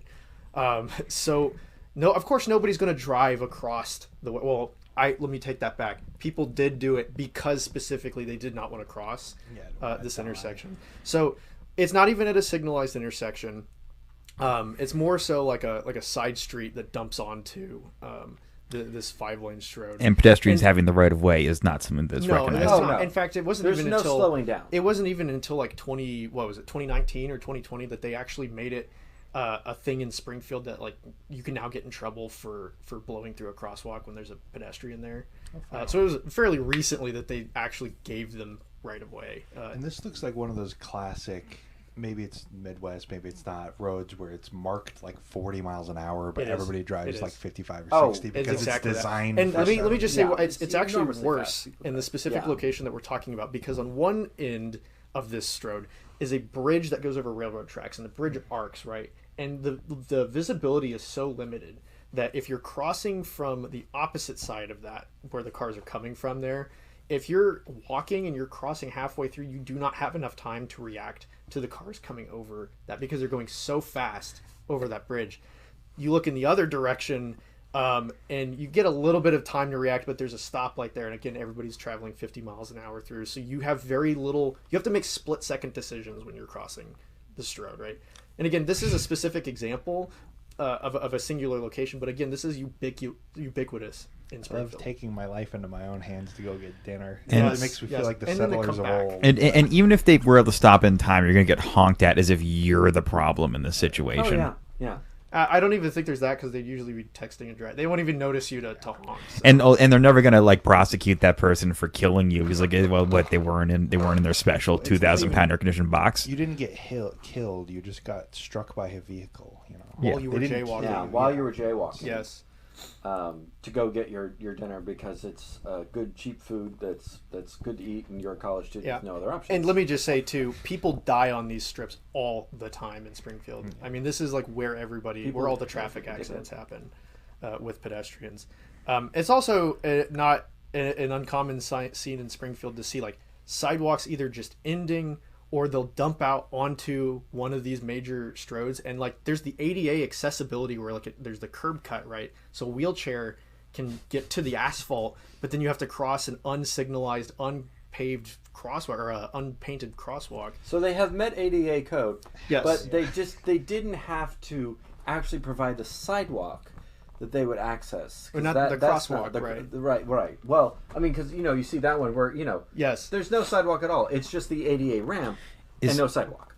So is like a person in a wheelchair just supposed to sit there and wait until like some poor like No, passerby so- No, no, no, picks let's him just up? go along the gutter, like the gutter, if they Yeah, have to travel. what ends up off-road happening zone. is you're required anytime that you actually like repave or redo these areas to do ADA updates, because a lot of it was done before ADA or when there was less strict standards. And so what'll end up happening is they'll redo these intersections, they'll repave it obviously for the cars, but then they'll give it all of the new crosswalks they're required to have, the proper like pedestrian bag buttons, and then they'll have the ADA accessible ramps, but no sidewalk at the end of the ramp. So they checked a box to get it on there, but there's no intention for anybody to actually use the crosswalks. Guys, concrete's not that expensive. It's just the bare minimum because nobody actually cares, you know? Yeah. Just nobody gives a shit. I think now, like, there's now updates that they are required to provide sidewalks, and it wasn't even bare until minimum, recently that they've started adding a lot of these. Oh, hell yeah. Springfield Yes! Springfield Yes! also invented the diamond. What is it? The diamond crossover. I think it interchange. the first one may have been elsewhere. I know but somebody Springfield won an took award it for this, and right? ran with it. Yes. Every single bridge, I think, at this point, has been updated for this diamond thing. And if you're in KC, and I know a couple have come here, if you are infuriated by these, if you ever have to drive, you have to blame. So let me just describe what we're looking at. So the diamond crossover, the diamond interchange or something. Something like that. Basically, these go over highways most typically, and what will happen is the traffic will crisscross, so that when you're traveling, you're no longer on the right side of the road. You'll cross over to the left. You're and briefly English. The entire purpose of this is so that you can do left turns without colliding in the traffic. It is very efficient from a traffic standpoint, but if you're a pedestrian, you don't have to cross the road twice as much, and two of those crossings are where you have to yield for the cars because they will not be looking for you. Of course, you know what's really nice about this particular interchange with being hit is that the hospital's right there. Oh yeah. So the you one can on, get hit, and if you're lucky, you'll land right in the middle of a lobby. There's one right by my work, but there isn't a hospital, but there is a Costco and a Sam's Club, both right across the street from each other. So you can go buy bandages or something. yeah, there's a pharmacist. They're kind of a doctor. Yeah. It's just like you look at this and you know somebody won Traffic Engineer of the Year for this. But it's also just like, why, if this is what we have to resort to get like highways to actually work because of like loads or whatever, it's just like maybe we should just try like something else, guys. You know, I could this might be honestly, too much. I could see these working if you had completely separated like cyclists and pedestrians to like a completely other system, right? Where there's like a separate bridge or something for them, so they don't actually have to cross any of this traffic. But what they do is they integrate all the pedestrian sidewalks and whatnot. Well, into they these just like designs. stole some Dutch engineer's homework, but didn't actually understand why it was designed that way. It's like, yeah, we don't need the pedestrians. Yeah, we just toss it all in there, whatever. Well, and that's not to say that. So I think, and maybe this is a subject to touch on later. But when we talk about people being able to cross and connect all these places, there's not to say that in Springfield there isn't an appeal for a pedestrian area, because downtown is very popular. And in the 90s, like I think in the 90s, they built a kind of model downtown called Chesterfield Village. Oh yeah. And it looks like a traditional main street with everyone walking along it and shops on the ground floor, apartments and offices above. It is incredibly popular. People go there all the time. I'll say when I was there, it was not very well utilized, but I think it's just because it's so isolated. Maybe that the isolated. But I just remember growing up, that place was. I mean, it was considered just kind of luxurious. Really, you go to this nice walkable place. Yeah. So speaking of walkability, we also have to talk about bikeability and how easy it is to bike in Springfield. Is that just paint? So yeah, I'll get to what the image is showing, but it's actually becoming increasingly popular. I have noticed to use e-bikes and e-scooters in Springfield. So every time I've been back there since I have left, I see people using the sidewalks, of course, but so many people out using e-bikes, which is surprising because I never saw that when I lived there. So there is a demand for it, but there is not the infrastructure for it currently. See, and you say that. I never fault anyone when I see them riding the e-bike on the sidewalk because I don't want to die either. Right. And it's like, especially in like these kinds of areas, it's just like, it's one thing in like New York or even KC where they kind of try to do this bike lane infrastructure. But with this, where it's just paint, it's just like a driver will kill you. Like, Yeah. Like they will So not care. what I've got is the only protected bike lane in all of Springfield, actually, out here, and it's basically just integrated into the sidewalk. And interestingly enough, they actually dyed the concrete green for this, so it's not even paint, which is good because Nice there's effort. less maintenance for it. But That's something. there's only about like 900 feet of this. And that's like all of the bike infrastructure. They couldn't even get to 1,000. Yeah, no, couldn't get to a Well, kilometer. Matt, no. we just can't figure out when no one's using the bike lanes. And, we I put mean- 900 old feet of it. Yeah, unsurprisingly, it's like next to the transit center, and so I think the idea was that people would bike to the transit center, but again, it doesn't connect It doesn't to go anything. anywhere. But you We can can't- only we just can't bike figure it a out. few hundred feet before you run out of bike lane. The Before you could rest put of into the meat grinder. the rest of the bike infrastructure, yes, exists on the meat grinder. So the again, think of Strode's real quick, your 5-lane road, but now imagine that the clear zone is a bike lane, right? So it's designed so that it collects water and debris from the road and any car running off it. But you now paint a bike lane in the middle of that, and then you write that off as like sustainable infrastructure, or whatever. Honestly, if I was a cyclist, I would just like get into the regular lane and sit right in the middle and take the abuse and the honking, because at least they'll kind of see me. But if you're on the side like that, No, but see, now you're not in the lane that's there, so they're going to fine you or something. Yes, 'Cause yes, you're, you'll like, get not in pulled the over by a correct lane. cop. And if you go on the sidewalk, you're also not in the correct lane. You have to be in that lane. You have to be in the little gutter. Yes. That's where you belong. So it's actually worse than you think it is too, because this is one of those situations where someone drafted this up on AutoCAD, and the line that was the edge of the road is the curb, but they didn't take into consideration that the curb has a 1 foot or 12-inch extension of concrete. Yeah. So your bike lane is not actually 5 foot standard; it's like 4 foot, because you're not going to ride your bike, parallel to a change in asphalt to concrete, because there's an elevation difference that's going to cause you to It's like fall angled over. too, usually, right? So you there's actually less bike lane there, and it's so narrow too that like the little bike guy that they painted on there, when they resurfaced the road, they didn't put the bike guy back, but it's still on the concrete curb. Well, it's an accurate representation of what's going to happen to you if you use it. Yes, you'll Yeah. just be a back wheel. They'll just be you're a back just wheel gonna left get over. Yeah. eviscerated. is there one by the Target in Springfield? Oh, next to the bus stop that's in the gut in the little ditch. No. No, I don't think so. No, there's Okay. there's no. I don't think it graduated to having a Because a gutter lane. I have learned that if you're using anything other than a car around a Target, you will end up being severely injured. There's a lot of people just using their cell phones exiting Target, and you will end up shattering your leg. I wonder if it has anything to do with the fact that it's called Target and you become a target. Oh, there's some irony for you. Yeah. So what I had just kind of talked to was done in the early 2000s. So we think, well, surely they've improved their bike infrastructure. And the answer is no, because what I'm showing is current roadway projects that is going on in Springfield, particularly in South Springfield. But wait, there's more. So yeah, but wait, there's more, because this actually gets a lot worse. So what I've got shown is the intersection of Republic Road and Campbell Avenue. Campbell Avenue is the widest stretch of Strode that they currently have in Springfield. I think currently it's got like 8 lanes for Campbell, and then it's like 3 and 4 lanes for Republic, right? And the bike lanes currently end on Republic where it intersects with Campbell. But they're doing roadway improvements where they're now widening the widest stretch of road. Are those slip lanes? Yeah, there are slip lanes. Yeah, so they're doing the bicycle gutters exactly the same as they did before, except the only difference is there's now right turn lanes that are like half a mile long.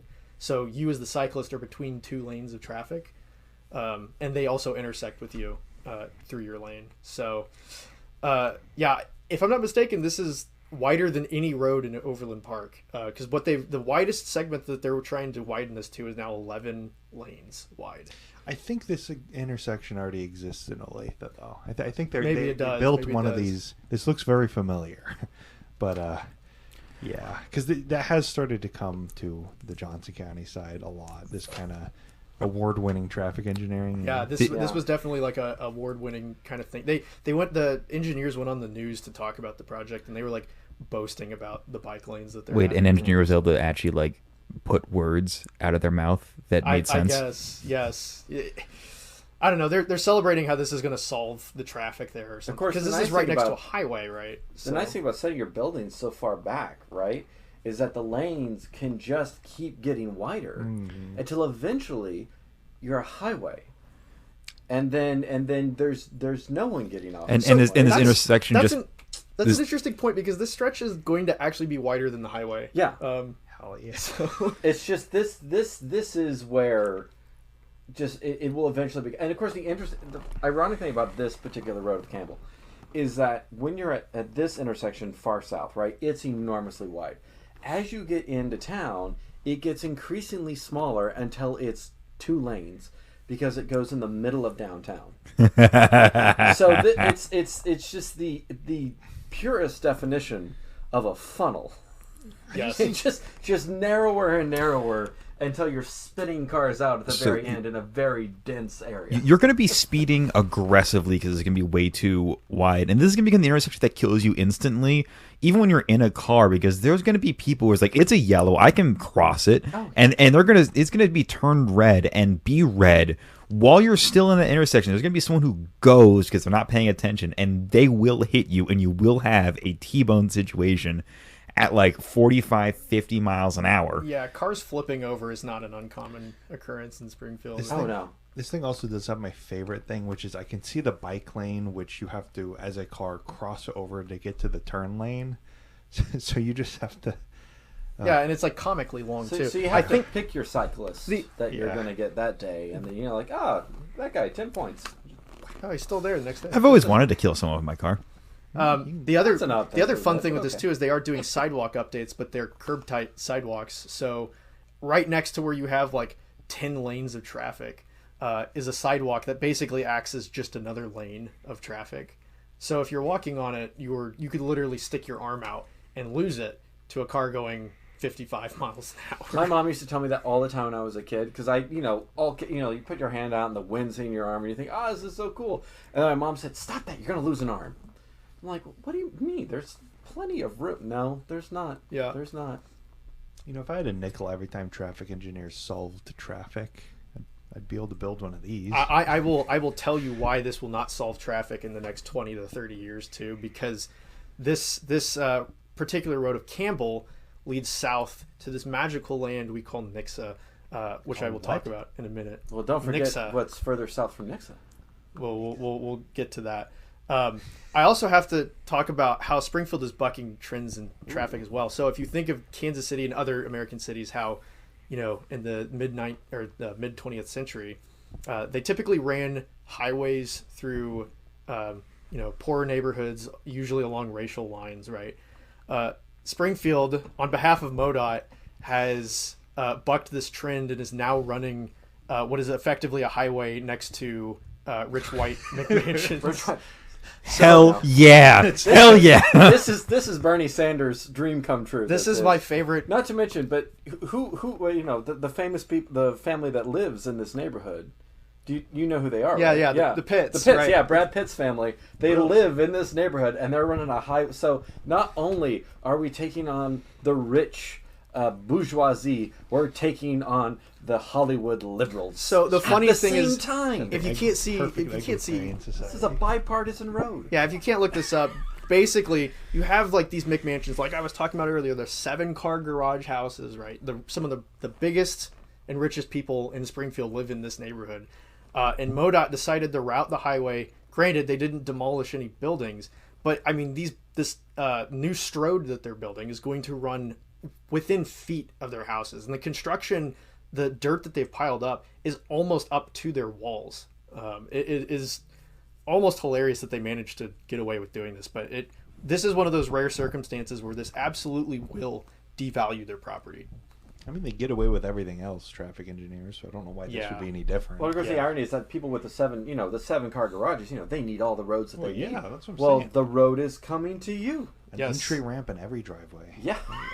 Actually, you actually could do that with some a Buc-ee's in every backyard. I didn't know this. I didn't know Brad Pitt was a son of Missouri from Springfield, as much as he tries to hide it. And actually, he opened one of his first movies in Springfield. Like there are photos in the newspaper of him like showing up out of a limo, going into a movie theater in Springfield. He's always had like some sort of like the aesthetic of a Missouri man, and I've never been able to figure that out until just now. But like, if he didn't have millions of dollars, that is a man who would be pulling up in a Sea-Doo on like Lake of the Ozarks to absolutely. party all day. I mean, who's to say he doesn't already? He just, may just have a disguise. So, this road that we showed, where it's basically extending an existing road through these rich neighborhoods, these literally gated communities. These are being done on behalf of the bedroom communities of Springfield. So we're talking about how Springfield is kind of done annexing land. They've quit sprawling, but don't worry, because the bedroom communities are picking up where Springfield has left off. So this is mainly Ozark, Republic, and Nixa. Nixa is one of the worst contenders of this, in my opinion. I just had an image of it. I don't know why I changed it. But Ozark city limits are almost a piece of art, because almost none of it is connected. What'll end up happening is a new development of houses will get built, and then they'll get annexed into the city, but they're not getting built like next to each other like they would like in Olathe, for example, where you just build neighborhoods next to neighborhoods next to neighborhoods. They just build them wherever they can get farmland. It's like they're annexing the homesteads. It looks like the worst gerrymandering map you've ever seen. It really kind of does look like that. I like the town name Battlefield, by the way. Well, it's named for a battlefield.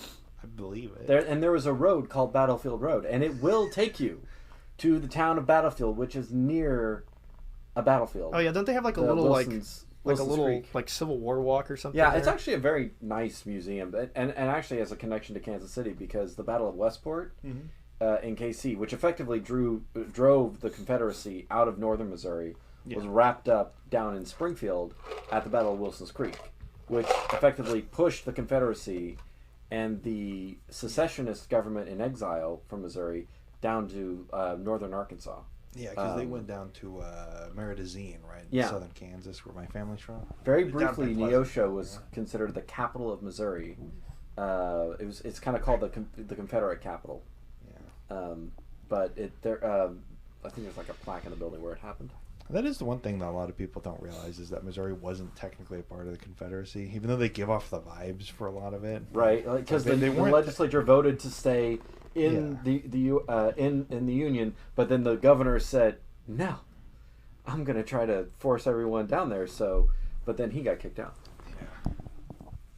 No matter how much people want to be a part of the Confederacy here in Missouri.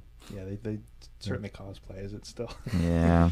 You go on the Lake of you see Ozarks. no shortage of it in Springfield. In fact, it was not uncommon during the 2020 election to see convoys of lifted trucks with Confederate flags. Yes, going down one of the many roads in Springfield, and they would take up the whole road. Well, there was even a shop, I think, down further south it was all Confederate memorabilia.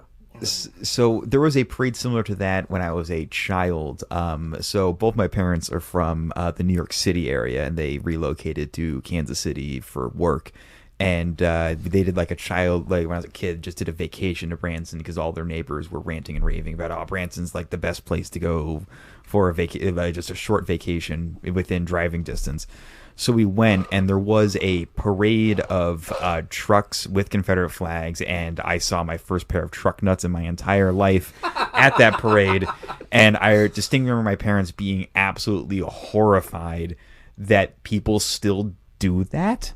Like, wave the Confederate flag around and like live like the Civil War hasn't ended, and they're just like, what the fuck is going on? There was like a statue of Nathaniel Lyon, who was a Union general, in the town square, and then now it's in a veterans cemetery in Springfield. The Civil War culturally is still very big down there, more so than I think probably most. I mean, certainly in the South or other places, but in terms of Missouri, being this far north, it's probably the furthest northern area where that identity crisis is still being fought. Guys, it's over. You lost. Just move on. Find other things. Get a new hobby. Get into like HGTV. I don't know. See, like I almost like it almost makes sense to me that like it makes more sense that people fly Confederate flags though in like Missouri than like when I went to Oregon where people fly Confederate. It wasn't even a state. Or in Lawrence, there was. When I was living in Lawrence like a few years ago, there was a Klan rally in Lawrence, Kansas, and it's like, how do you guys like that just doesn't work, What was guys. there's like a building in Ozark. I swear someone told me a while back that it used to be like a Klan headquarters or something for Southern Missouri, but is now a bank. Wow. I don't know if that was true or not, but I believe it. speaking of Ozark, yeah. So these bedroom communities, the reason I feel like it's important to bring them up is because that's where majority of the development is happening in Southern Missouri, and partly why the housing prices are so cheap there is because they are just rapid firing, leveling fields for these new single family developments. The urbanism in these towns is actually worse than Springfield, like far worse than in Springfield. Because even like with Springfield, how it remember I mentioned it developed along these corridors of like these Strode-like developments. These towns are developing on highways, like literal highways. And so like Ozark, for example, is interesting because it's got 3 commercial cores. And I mean, like I use cores loosely because they're like Walmarts and strip malls and, you know, drive-through restaurants. But there's like 3 of them and they're all disjointed. And like there's just random random neighborhoods mixed in between them. There's like no it doesn't feel like one continuous town. I mean, it's basically just like a truck stop with more people. Right? Exactly. And everybody commutes into Springfield to work. Do all of these towns get their own Bass Pro? No, they do not. They all have to drive into Springfield. But the largest Bass Pro is in Springfield. Yes, and it yes. is. I will say, Springfield. I mean, I know we're giving Springfield a lot of, pointing out all of the issues. Springfield does have quite an attraction with the what is now the National Wildlife or something. I've forgotten the name of it. It was Wonders of Wildlife when I was growing up, and it is a massive aquarium in there, and people will line up for hours to go in to see this aquarium, and it is truly massive. Is it in the Bass Pro? It is in the Bass Pro. So is it larger than the pyramid? I don't know about that, but I think it's very convenient that you can, not only acquire your fishing gear, but you can also admire the thing that you most want to catch. Yes. Springfield, come for the Chinese food, stay for the massive Bass Pro. Yes. That's what it is. You'll have a parking spot no matter where you go. You can observe it from the Teen Titan Tower in downtown. You guys are kind of selling me on this. I'm not going to lie. Well, get ready because you could even move into one of the bedroom communities here. So what I'm showing here is like Nixa, but it's even worse because in Springfield, again, all of the land is kind of pretty well used up, mostly for parking, right? But in like Nixa, Ozark, Republic, that is not the case. They just kind of randomly sprinkle development along the highway. And so everything is just really disconnected. And again, like your commercial corridors look very similar to Springfield, except they're even more spread out.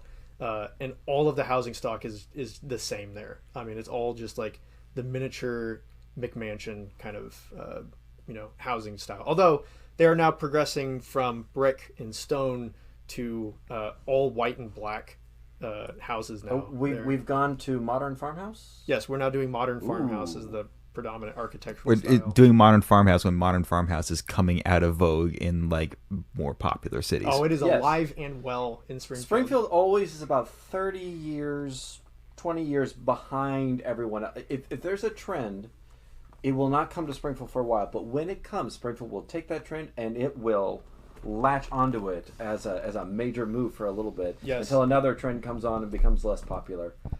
So they'll be building conversation pits and very like warm, like avant-garde houses in like 20 years from now. Well, they've already done that. Oh yeah, they've already done that. There is an underground house though in Springfield that is a fascinating building. It's all concrete, but it's very brutalist.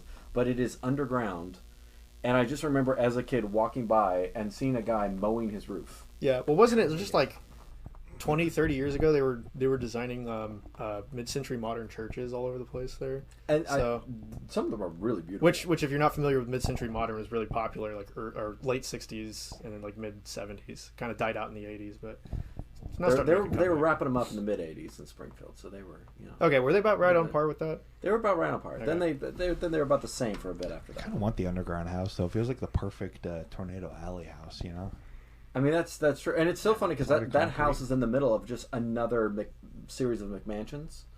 And so you just have all of these these really, typical suburban homes, and then Bond villain house, and then and then just typical homes out. I was like, nothing suspicious going on here, everyone. I'm just, it's like Groove just mowing his lawn. It's like nothing to worry about, everybody.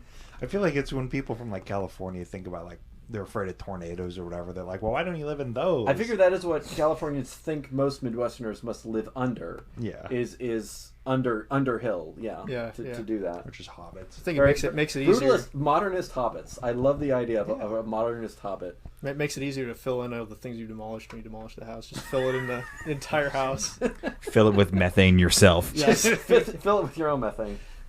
So yeah, we talked a little bit about Nixa. Ozark is kind of a different beast too. Again, one of the bedroom communities of Springfield. I had mentioned that it kind of has grown around 3 different focal points along Highway 65. Ozark does have its own like traditional little downtown, although it was kind of entirely separate from Springfield at one point in time. It was not a bedroom community before the car, even before like the 2000s even.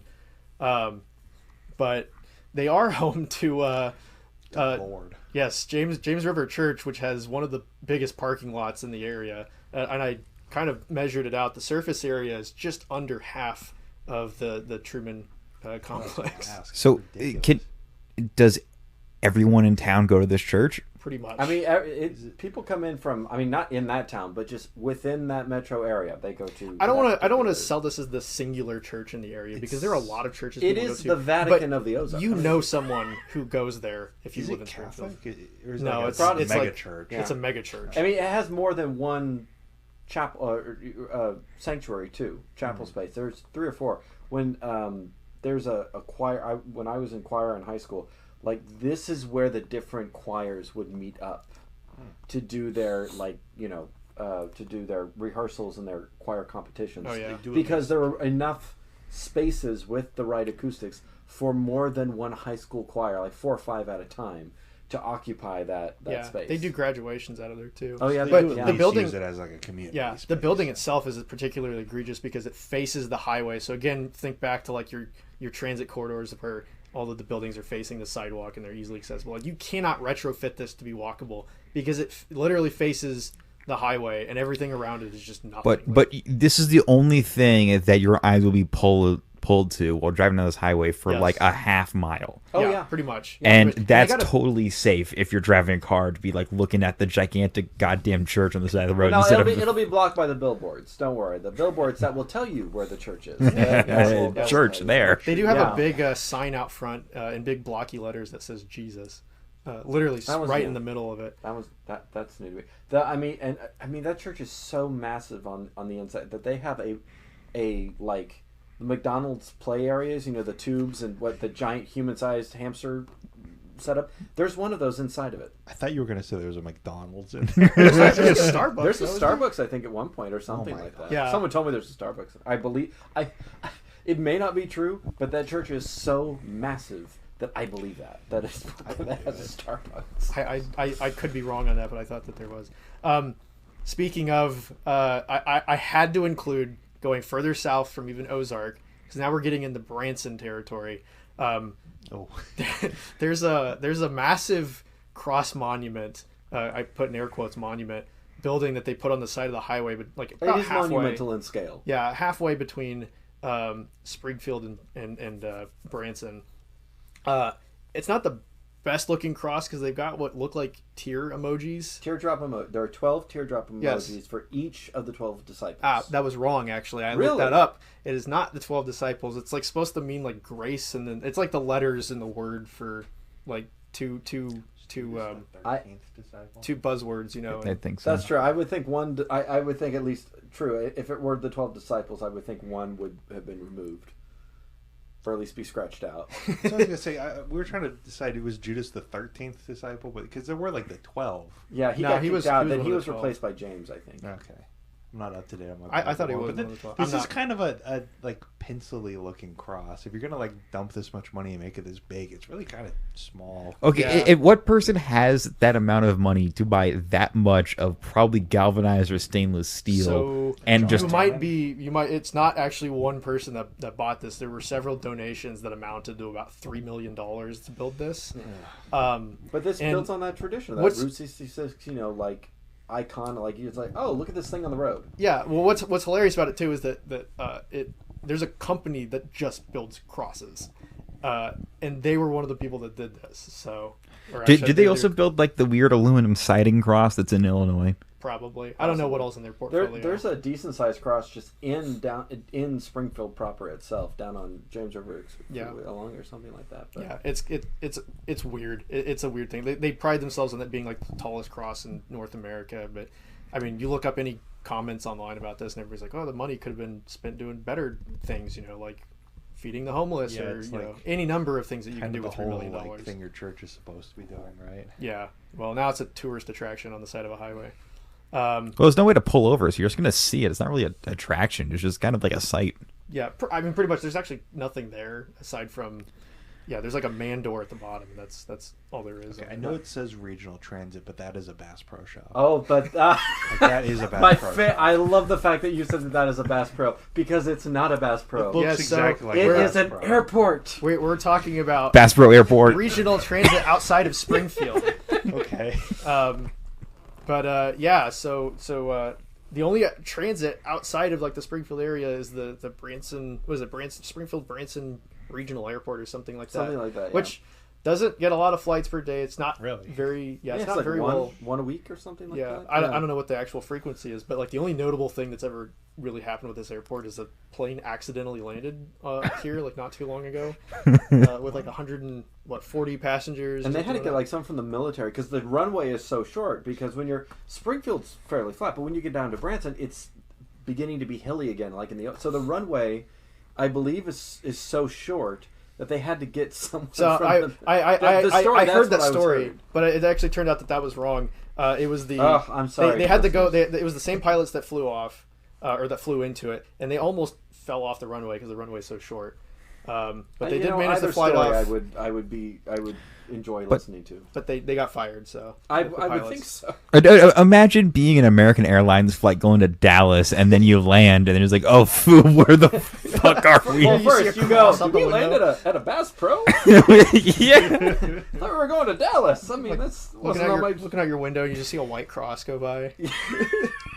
Well, Jesus, yeah, that's the guy. And then one of my final points is the urbanism of Branson, which is a land of contradictions, because for the only city in Missouri that doesn't have parking minimums, they sure know how to build some pretty egregious developments. It looks like they have parking minimums with this thing. Yeah. The fact that this one is sunken too, there's like an off ramp into it. I have to credit them on this, because they build some of the most ridiculous stuff for the topography they have. So Branson is where the Ozark Mountains start, so it is a very hilly area. There's not a lot of space for you to do massive parking lots for like strip malls and box stores, but by God, they figure it out. And what they'll do is they'll just build up a shit ton of land for their parking lot, and it'll be God knows how many millions of dollars it is to fill all that space.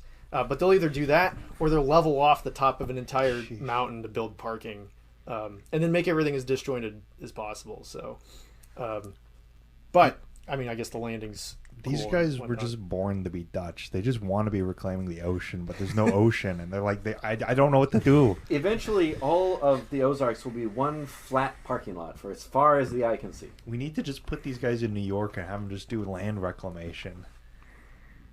Probably could. That's what I'm saying. So, have to give them credit where credit's due, because if I keep going far south, we'll be in Fayetteville. Yeah. But just stay out of Arkansas. They've ragged on them pretty heavily, but also I think that's also because we know that it doesn't have to be that way, right? Yeah. It can be better for people, for even drivers. Yeah. You don't have to have an 11-lane road. The people who don't want to drive don't have to drive, and you can enjoy less traffic if you're a driver. Yeah. So the whole crux of this is that things may not be that bad in Kansas City when compared to a place like Springfield, but Springfield does actually do some things better, and pretty well on their own. So like the first one is their connection to nature, right? So they do not waste waterfront. Anytime that they have a connection to like a river or even like an artificial lake, they will put trails all over that and make sure that you can get to it pretty easily. Nice. and also because they're at the very end of the Ozark Mountains, they can take advantage of the nice scenery. It is very pretty down there. Yeah. Yes, the natural landscape is nice. And I have noticed that there are two things that people tell me when they say what they like about living in Springfield. One is that it's cheap, and that how easy it is to get out of Springfield. Not the Chinese food. Sometimes That they say the comes, Chinese food, but that's what you eat on your way out of town. but people don't eat that for every meal there. So, I also have to give them credit because the downtown is actually the small area that the downtown is actually pretty dense. And remember the square that we were talking about that was parking in the 50s. In the 70s, they went through and actually turned it into a proper pedestrian plaza. And it's still like that to this day. It is probably one of the only truly enjoyable spaces to be in Springfield. That's not like a park or like a nature reserve or something. And it is every First Friday art walk like we have in KC. There's one in Springfield, which I feel like that's probably something that's just all over the country now. But, Might be. But I just every Friday, even every First Friday, actually every Friday really, the downtown is very busy.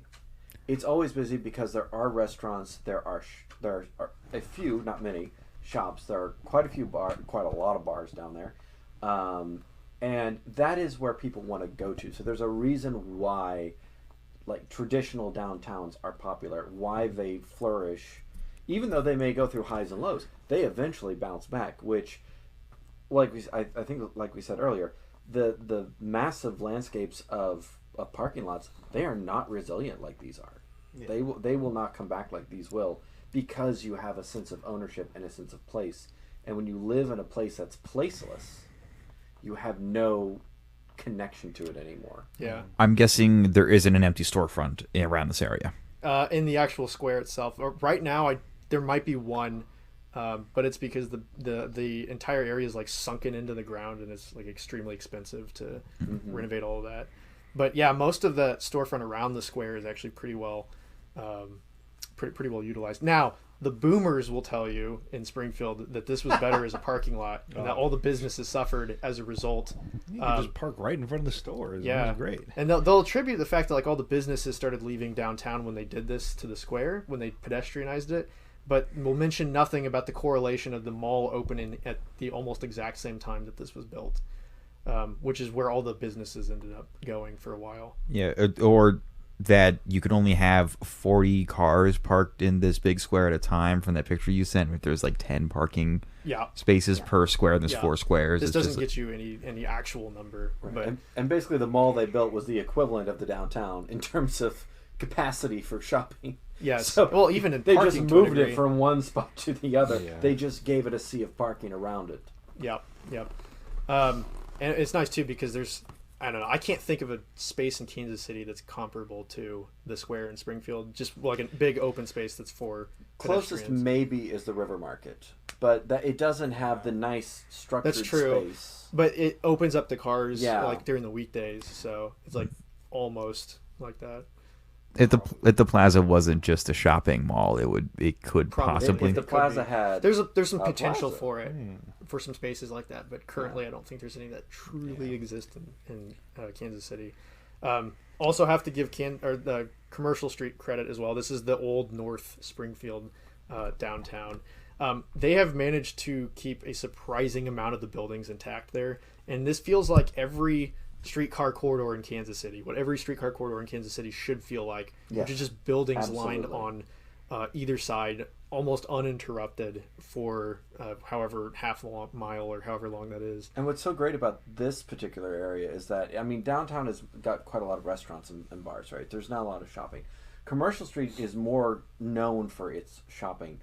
And what's really nice about it is that it isn't, I don't think any of it is a chain. It's not another company. It's mostly local shopkeepers, shop owners that are doing this, and that's what you get in a traditional downtown like this. When you get out to where the only way that you can establish a business is to build a building with a drive-through, with enough parking to accommodate 30 patrons, that's not financially viable for someone who is trying to start a small business on their own. This is a business incubator street. Yes. Whereas everything else is a business. Well, I say you do get small businesses in other parts in Springfield, but they always are in strip malls where like all of the development's true. handled for them, right? Also, true. these buildings are probably more resistant for when a 7-year-old drives their car through the like front entrance of your business. I would imagine so. Yes. They've made it this far. Yeah. Something else that's really nice too is they do connect their universities into the town fabric pretty well. It's like MSU, Missouri State University, Drury University are two major universities there. They have pretty decent connection into downtown, with the exception of Chestnut Street, where you take your life in your own hands to get Chinese food. Say what? I said there's the Teen Titan building. Oh yeah. Can you see the hot dog in here? A little far away. It's really, like really. It would tiny be up in the there. corner of the screen. Which the and image we're it's so looking at. funny because I have some of the best memories of my life in the hot dog building. Just because, wow, what a terrible sentence that was.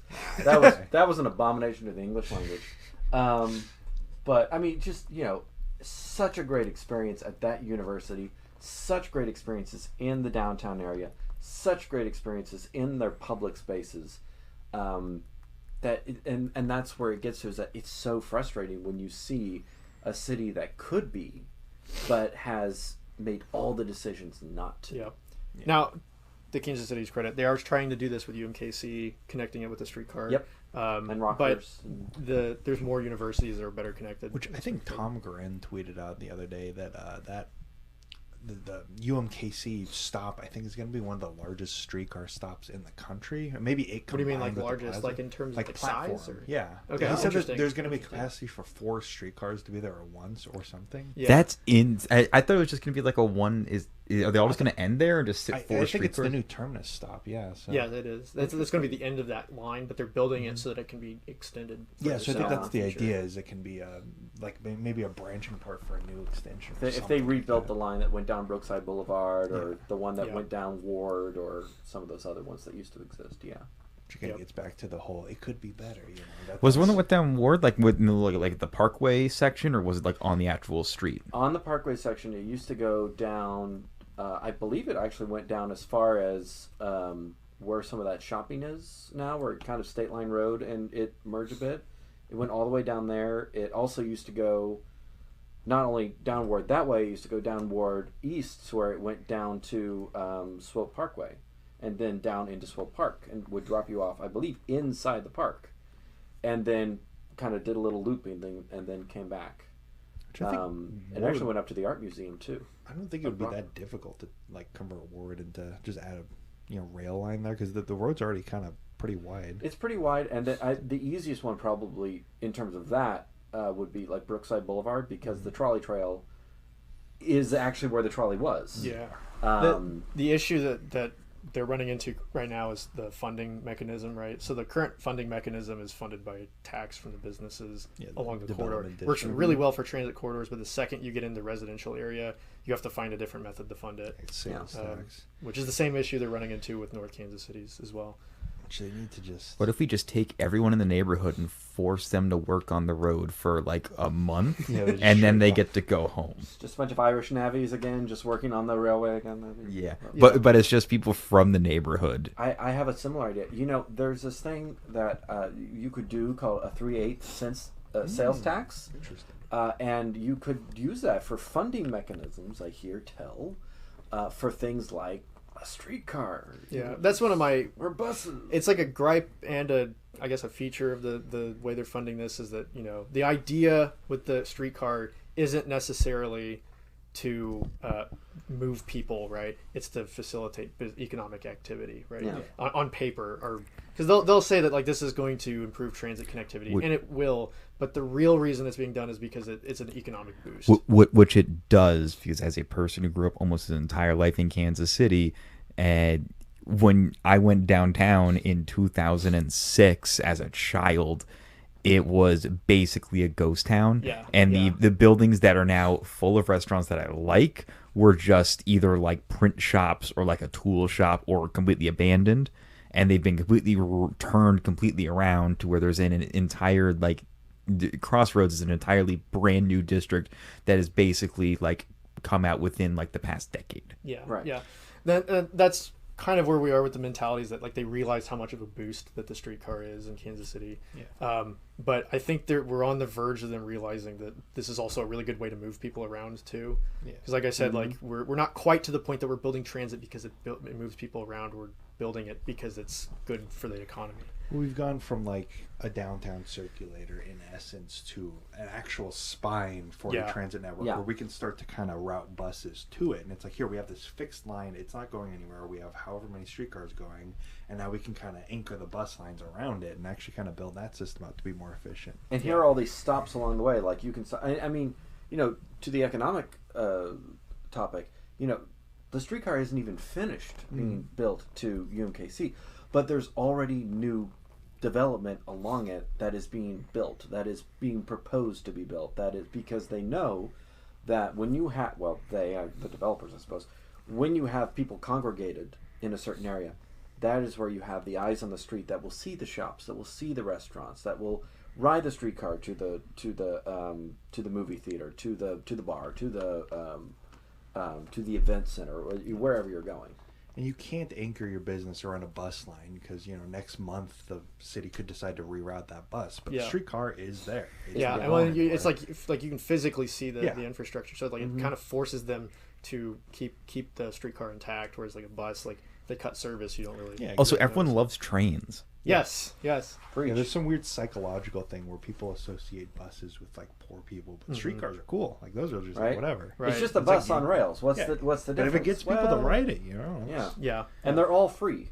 Yeah. The buses in Kansas City, the streetcars in Kansas City, they're all free. I don't know what it is in Johnson County, if it's still... It's all the same. It's all the same, okay. The KCATA, it all just got absorbed into Ride KC, so... Oh, okay. I guess I thought they split at one point. But it used to be the Joe, you know, for Johnson County. I Joe, kind of like that. which is actually kind of cool. Like you could call it the Joe, and then over in Missouri, the Jack. And, but... Interesting. But well, I feel like we're getting off the rails. I was gonna say I've got a few more points here, and then I wrap this up here.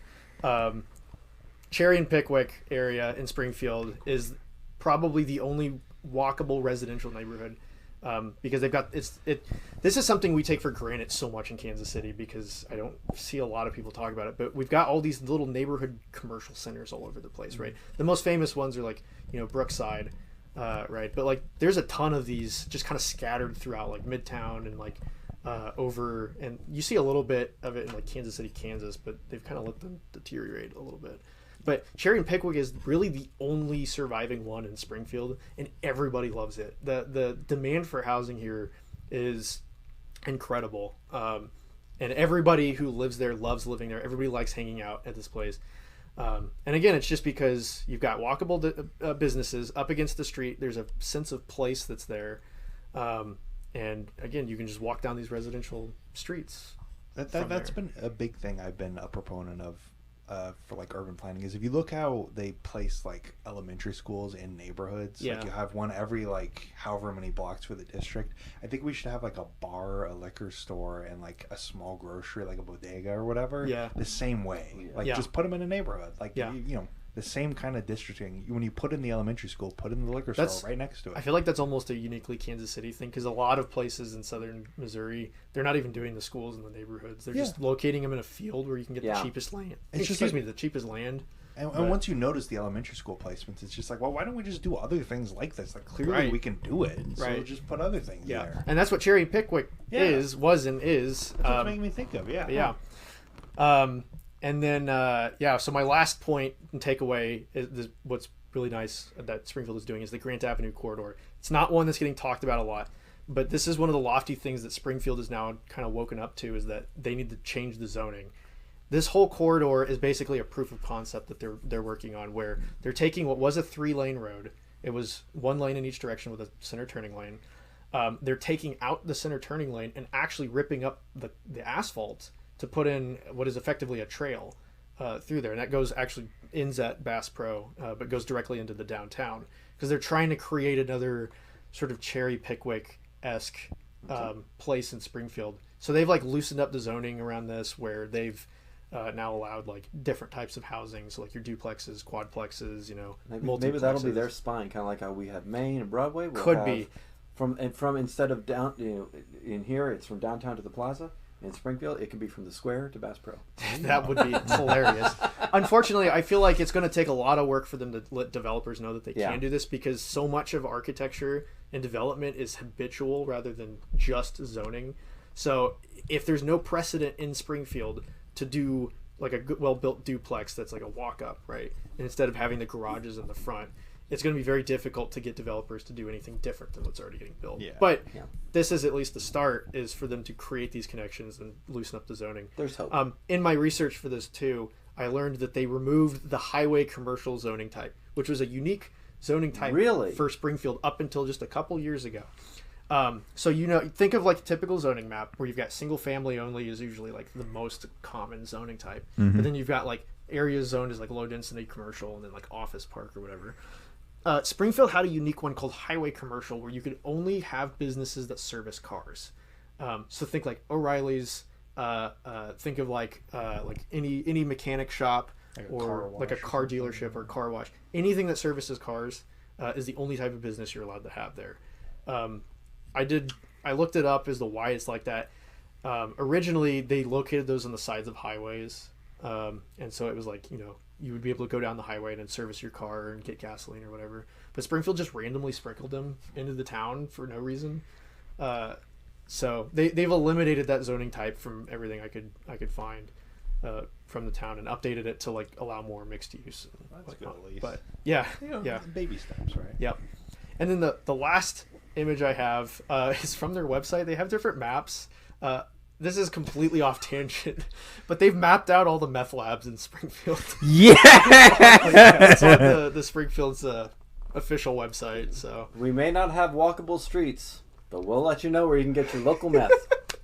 It's a small don't know. business. We're trying to support our small business owners. I don't know why. We're trying to solve the opioid crisis by creating a meth crisis. Yes. Yeah. Yes. You got to go back to Well, the Springfield, I classics. think for a time was the meth capital of the world, but I believe Yeah. Independence actually might be in competition with them over that. I'm Gotta not return to entirely our It is roots. pretty. sure. It is. I can say it is pretty bad in Springfield, because I knew several students that lived next to meth labs. I just remember in all the schools there were just these like photos of before and afters of like this is this person after meth, and of course it's a horror story of an image, but it is so bad that it has to be in every single school from middle school on up. I think at that point, well, maybe Yeah. it wasn't middle It's school. even but in the high school. commons. They got the methane. Yeah, right. It's natural.